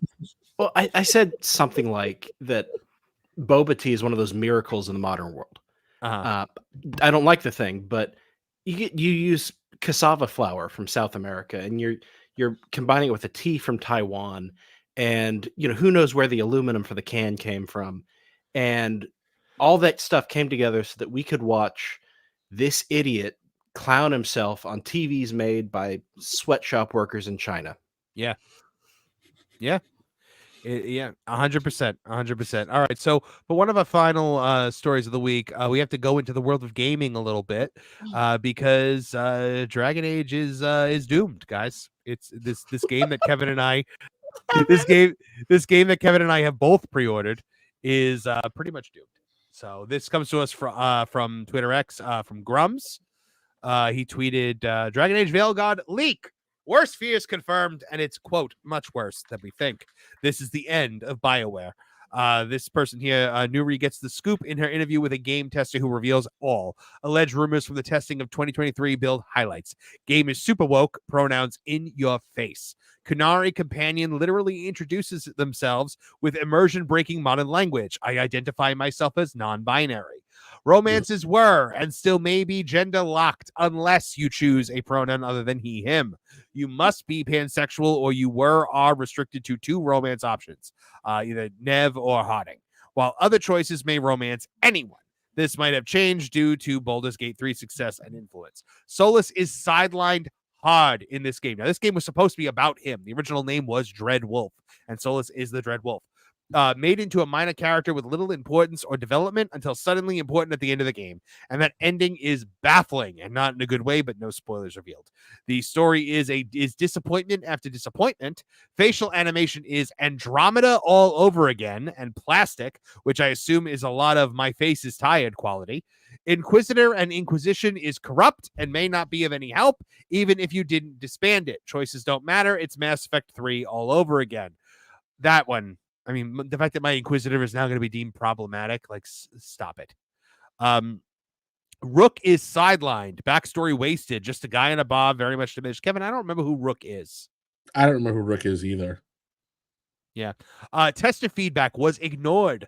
Boss said it's very good feedback, but I can't send it to the devs. It's very good, but basically you can't talk about how the woke stuff is making the game worse. It's not something you could talk about, even if it's ruining the game.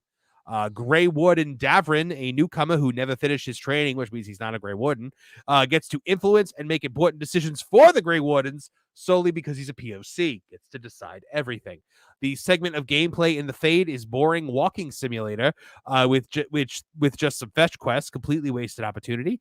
Other major characters like Varric turned into mere advisors and pushed into the back of the story. It's so far removed from Origins that it's crazy to believe that it's the same universe. This is the end of BioWare, the interview concludes. Finally, the nail in the coffin of a once great studio and franchise.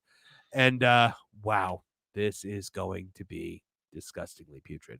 Kevin Apollo, we are standing at the edge of oblivion, my friend. You reap what you sow. You F around, you find out. I will. What is this game called on Halloween? So I think it comes out a little before then. So I'm just trying to look at the calendar to see if I actually have time to play this game before November 2nd. But if I don't, I'll just. I think we do. I think we have like a week before the end of the month that it comes out. I'm not 100% sure. Well, so I've got shows like I'm bookended, so I don't know where it's gonna fall. Plus, I got children's, so the Halloween thing, But if anybody wants to take this miserable slog journey with me, I'll start playing it probably on the 3rd and just punch straight through. And then I'll be playing it. If my head explodes during it, it just won't be on this channel because my mouth would result in immediate demonetization. But yeah, I'm bracing myself for it because I'm baffled as to how something that I've been playing since 2009. That always had, relatively progressive content. Extremely progressive. Just in terms of sexuality, but the story took precedent, and to see it just to see what it was becoming, and then to see it be turned in, like, just that first Dreadwolf trailer was spectacular.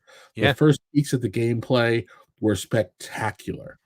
And then you find out that everything you were hyped up for got thrown to the side, and you had no choice but to grin and bear it, because you don't want to make any snap decisions just because one name got attached to a project. And just to see it be this, and the only thing you can really say is "I told you so." It just tis what it is. Mm-hmm. Hopefully the story ramifications aren't so awful that if by the grace of God this happens to not destroy the studio and someone happens to want to make an apology game, that they're not trapped in a box like anybody trying to make a follow-up to Mass Effect 3 is. Well, yeah, the only reason I think that we might get a world in which EA does not shutter BioWare completely and just eliminate this game whatsoever, I think that the only thing will be because there's another Mass Effect on the way, and they might think that'll make money. But I think that'll be the line in the sand. That'll be, if this game bombs, well, you're done. But I would tell you though, this doesn't bode well for Mass Effect 4, because they were very secretive about everything that was happening in this game. And Mass Effect 4 is being almost irrationally secretive about what the story is. I don't care that we get a little tease, every November 7th and a couple little garble things of audio. We've been building this game for so long that there should be something substantive by now. And it took them 4.5, 5 years to deliver some freaking doo-doo for Dragon Age. I can only imagine the steaming pile of what is the name of the brother from what's the name of the brother from Weird Science? Chet. I can only imagine the talking pile of Chet that Mass Effect 4 is going to be. Yeah, it's going to be vile. It's going to be vile. I'm confused. I might have missed it, but there's a point in that tweet with that summary where it said the boss turned around and said, "It's great feedback, but we can't give it to the devs." Someone who's the boss, like, of the devs, because the word boss to me implies you're up here. Yeah. So you have to say. So unless I missed something, which is possible. Different department. So the boss and people who were in charge of testing and giving feedback thought it was good, but okay, got it. I just wanted to make sure, because if you brought that to these devs, they would have gone and that's all you would have heard. It's game is suck and this, that, and the other thing. It would have been a nightmare to bring that to them. I'm actually with that guy who was like, we can't tell them this. You needed the clip of Sutherland in Invasion of the Body Snatchers. You beat me to it. That's exactly what I was going to say. Oh my goodness! All right, but he's true though. If they went to them with the feedback, everybody would have been fired because they would have been deemed all the ist and all the phobes and accused of doing a racism, and they would have never worked again. Yeah. I just wanted to make sure that because I didn't hear all of it, and I was like thinking to myself, is the boss afraid of them? Because the hell, Probably. But what you said, they probably are afraid of them because all they have to do is, I will say I meant, like, absolutely. in the scenario.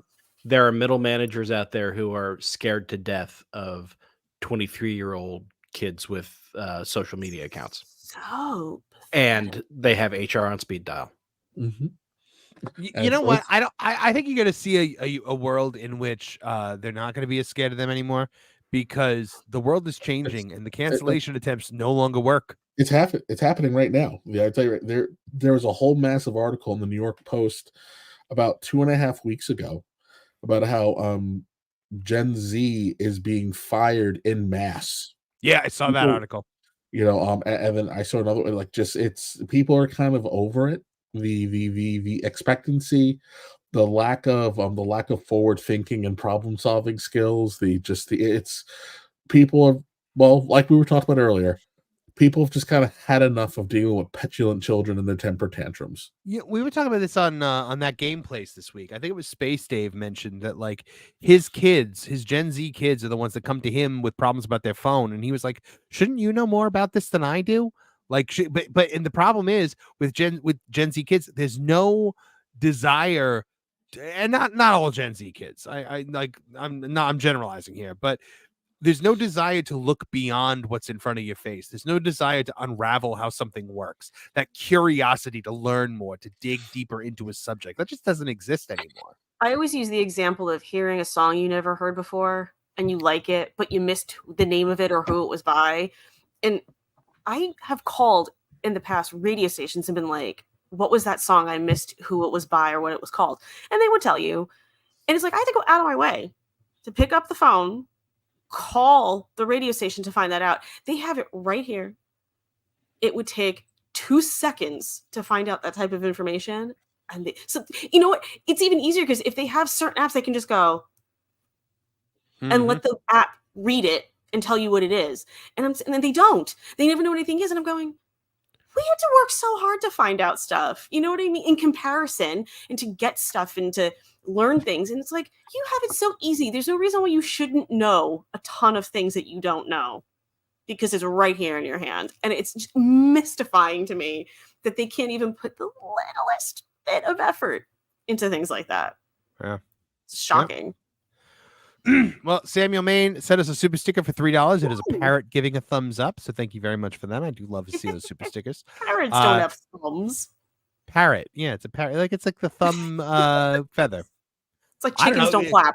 In the good feathers, Pesto made fists every week that he beat Ray Liotta pigeon with. I don't even remember his name. The Ray Liotta pigeon. Yeah. He was the Ray Liotta character from Goodfellas. No, it was just funny. Ray Liotta pigeon. Justin LW 2001 for $10. Thanks, guys. Sorry, I'm on the Todd Phillips of diminishing returns. Please pick your favorite comment in the chat tonight that you glanced. Yeah, let's do that. Ooh. I like the cut of your jib, Justin LW 2001. I agree. You know what? I'll do a few just because you've given $60 tonight. Lisa B said about Dragon Age, people who enjoy this game probably romance themselves. That's an amazing comment. Drex the Klingon says, if you guys like Power Rangers, I recommend Ranger Stop Convention in Orlando, Florida. I've been going since 2014. They do Ranger Stops all over the country, I think. Like that's one that I think happens quite often. That sounds like it'd be a lot of fun to go to. I once went to PopCon in Indy, and they had, I didn't get a chance to meet her, but I remember they had, like, I believe it was the Yellow Ranger from Jungle Fury there. And I could just tell from a distance, like, how the way she's presenting herself, she seemed very nice. Like, she's getting along with a lot of the people there. And I respect when you meet, like, actors and actresses who don't act like the Shang-Chi guy, the dude from Marvel. I can't remember his name. The Boba Tea ranting. Just call him idiot. Shang-Chi. It's fine. Yeah, him. I'm going to try to get Timu Zoolander started on that, though. I can't. I'm also going to have an HR meeting coming soon when somebody finds out about this. The HR department for Tooney Town is Kevin. So awesome. You're fine. True. That's true. Apollo HR consulting and training. Yeah. B.L. Geis has an interesting thought here. And if I'm a few minutes behind, but my theory on why every culture has dragons is the discovery of dinosaur bones or at least skulls. That is an interesting theory. Yeah. And then of course, Drexler says, your fault. Action required. I was gonna say the legacy of this segment was like hit me in the same spot as action required. It's like the right level of delusion. Yeah, I don't think I've ever seen a show that just has the most crazy stories. Like, I think this might be our number one as far as, like, we had the witch story, we had the Boba Tea story. Like, can we get any more dumber ones? And of course, we had. I don't know which story is more infuriating, either the Wicked story or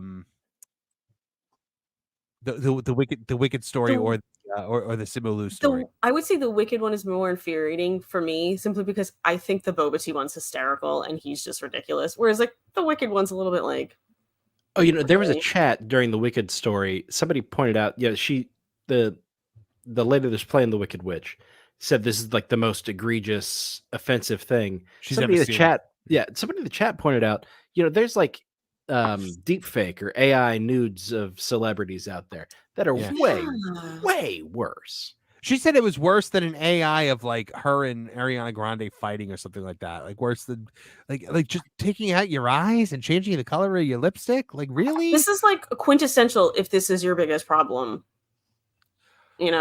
Oh my goodness. Go and Shogi also says there's 0 cool celebrities. I was the chef for the Vanity Fair Oscars after party. Wow. They all suck. The stories Go and Shogi.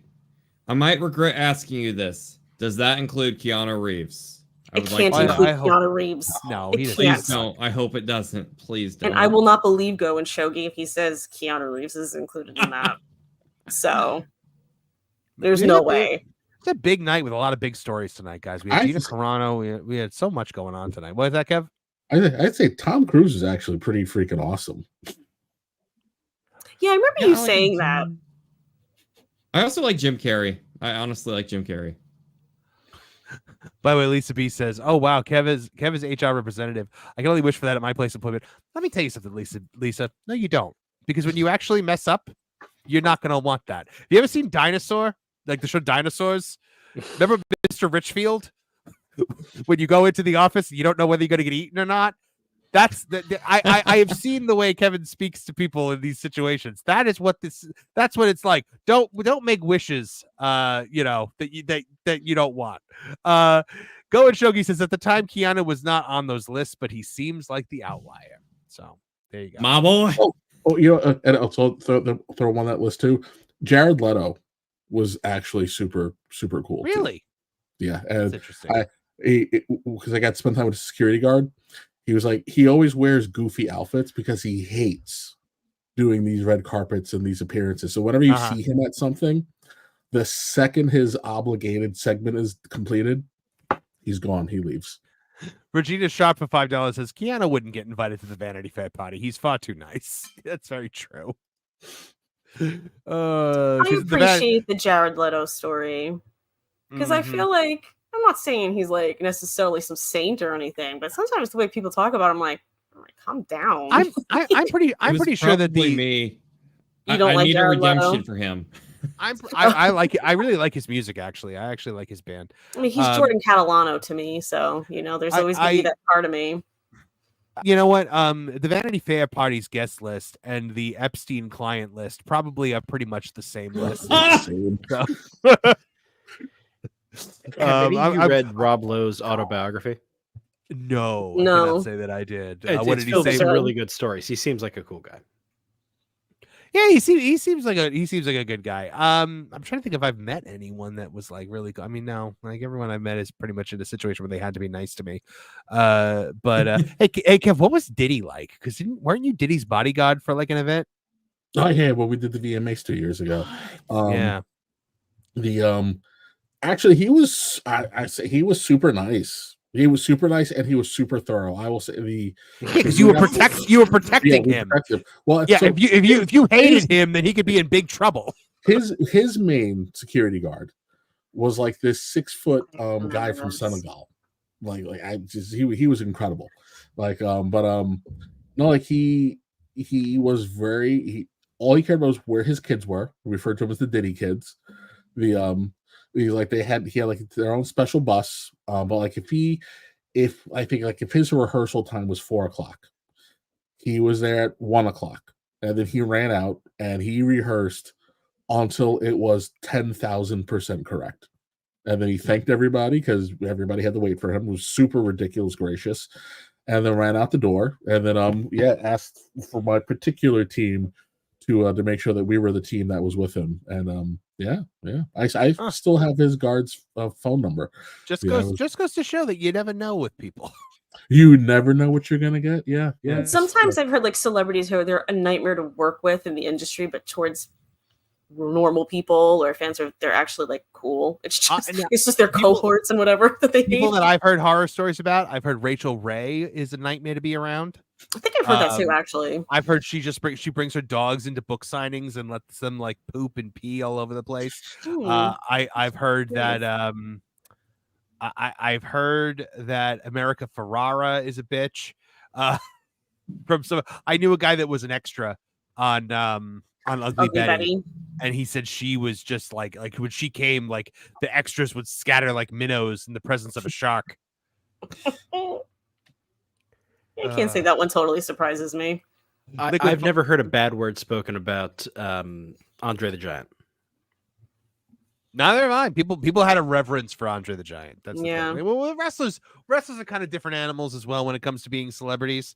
You know, it's you never know what you're going to get with them. Also, Liquid Fox for $2 Canadian says, "I miss the lists of Jericho. Lists were fun then. Yes, back then lists were fine. Lists were fun then." Luke Kaufeld for $20. My little brother is part of Gen Z, and he's a mature man that started teaching middle school right out of college. He'd run circles around these spoiled brats. Absolutely. Look, at the end of the day, so refreshing. It's so refreshing to hear. I know it is. At the end of the day, it all comes down to how you're raised. If you're raised in an environment in which you're these behaviors are allowed to fester the way a lot of them are, then yeah, you get the kind of people that are getting fired left and right. But if you are raised like Luke's brother, clearly who didn't, clearly was a hard worker, middle school teacher right out of college, then yeah, you're not gonna do you're not gonna get into that situation. And Go and Shogi says Emma Stone ruined my life. Oh my! Whoa. That's a story that I feel like we need to hear. Yeah, I think we need some more meat on that bone. Yeah, Go and Shogi. I don't want to get him in trouble or anything, but no, like if you're allowed to tell that story, I want to hear that story. Justin LW 2001 for $10 says, "I'm a guy who went to college in 2003 to 2005 and completed in 2021 to 2023. I think kids now are getting a fast track to degrees compared to when I first started. The kids need/want to be challenged. I don't think these kids want to be challenged, though, is the problem. So it's funny because like I would say a lot of them really do want to learn and get into the industry and stuff. And then I think the problem is they're just basically scammed out of all this money and given the worthless degrees like gender studies and stuff. And then they go out and say, all right, guys, challenge the world, go do this. And next thing you know, they're fired in a few years. It's pitiful. They came out with no viable skills and a lot of high loans and unreasonable expectations. I mean, I dated a girl one time who she was always lamenting the fact that she had no career. And I asked her one time, I said, well, what did you major in college? Like do something to that. And it was like international studies. And I was like, well, what did you expect to do when you majored in international studies? And she said, oh, I don't know. It just seemed fun. I was like, you're not there to have fun. You're there to learn. You're there to learn something that you can apply to a trade that becomes your career. What are you spending all that money for? And most people don't have a career. Yeah, they have a job. Most people have a series of jobs throughout their lives. Very few have a career. Yeah, that's very true.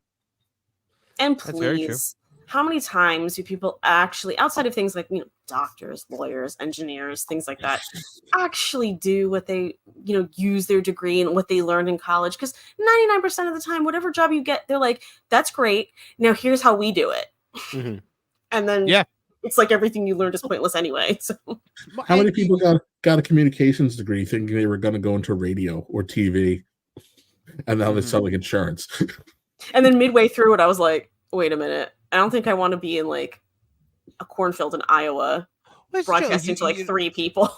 How many people major in art history and do nothing with it? Like I never understood the idea of majoring in something in college that you just have no idea what you're going to do with your life with it.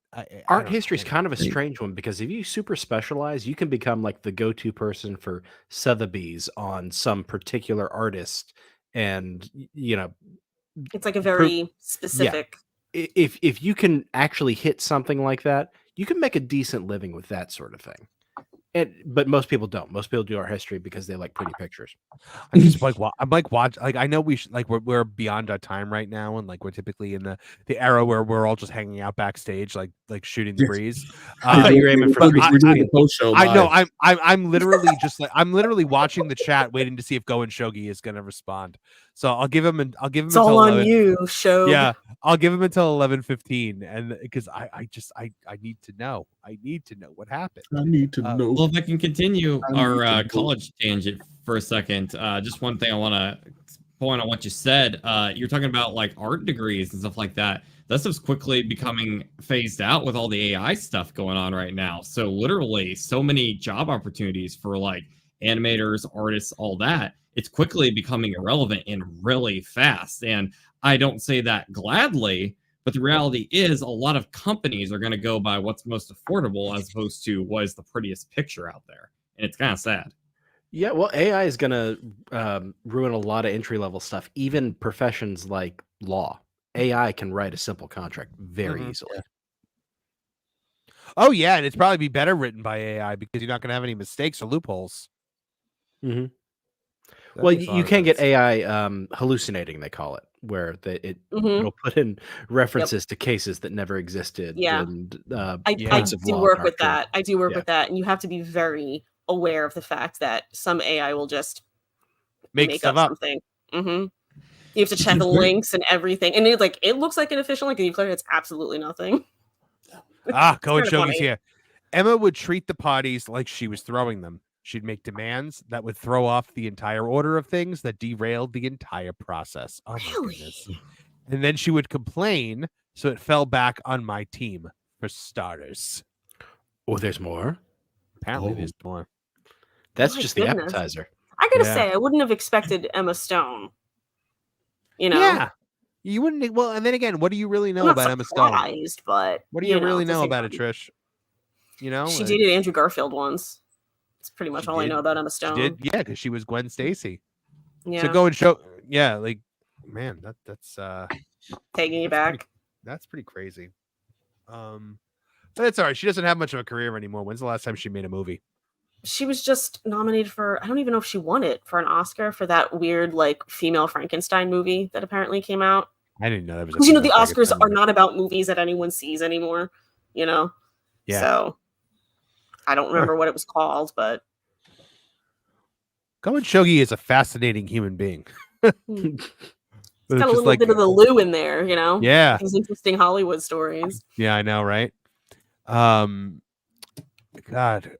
good Lord. Man, oh, you know what we can do while we wait to see if there's any more of this story? We can touch on one last thing.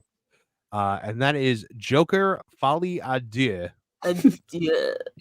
Saw a massive 81% decline at the box office grosses in second weekend. Analysts predict massive $150 to $200 million loss. It grossed just $7 million in its second weekend, down 81% compared to its opening weekend. It grossed $37.6 million, and I've heard they have already come out with the date that you can buy it on digital, which means they're yanking it out of theaters already. Right now. Hey, can you scroll up on that a little bit? Because where they're talking with each other with the long microphones, they don't happen to be singing like "I Got You, Babe" to each other, because that would actually be worth it. I don't remember if that song was in it. Dude, I like that movie left my head the second I finished the review of it. The only songs that I really remember them singing, I remember Lady Gaga sings a song from Sweet Charity. She sings "If My Friends Could See Me Now." And she sings the Carpenters, "Why Do Birds Suddenly Appear?" Like, she sings that to him. Carpenter's the saddest band on the planet. Oh, just listening to the music, it's like, oh, it's just one big giant cry fest. You just think about the fact that like she like basically starved herself to death. I know, it's horrible. I know. Have you ever heard Me First and the Gimme Gimmes version of Top of the World? No, I have not. Good. Check it out. Yeah. So Joker has made no money, and I have a feeling that Go and Shogi's done with the story. So I think it's time to end the show here, guys. Martin Stone, where can folks find more about what you are up to, my friend? I do a little show. It's a members exclusive for that Park Place. It's called The Lost Guys with this gentleman to my side, Nolan Thunder. That fantastic. So everyone should go check that out. And Nolan Thunder, besides we know you're on the Lost, guys. We know you're on That Game Place, but where else can people find you? Well, they can find me at youtube.com at Nolan Thunder. And my videos seem like they're always taking a long time to get done. So I'm kind of plugging the same thing. So I'm going to plug a classic here. And I don't want to call it a self-imposed classic. I just mean it's old.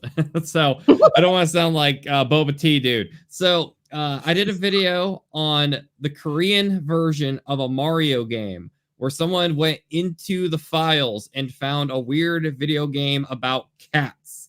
And it's a very bizarre story. And a lot of my my two little girls make some appearances. So if you want to see more of that, check out Paper Mario's Deep Dark Secret Lost in the Fuzz. It's a recent one. It's got E from Stellar Blade on the thumbnail. I can't remember what I titled it.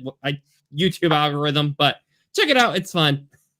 I like you using the cats as a hook. And if you want to see my cats, they're in it too. Everyone loves a cat.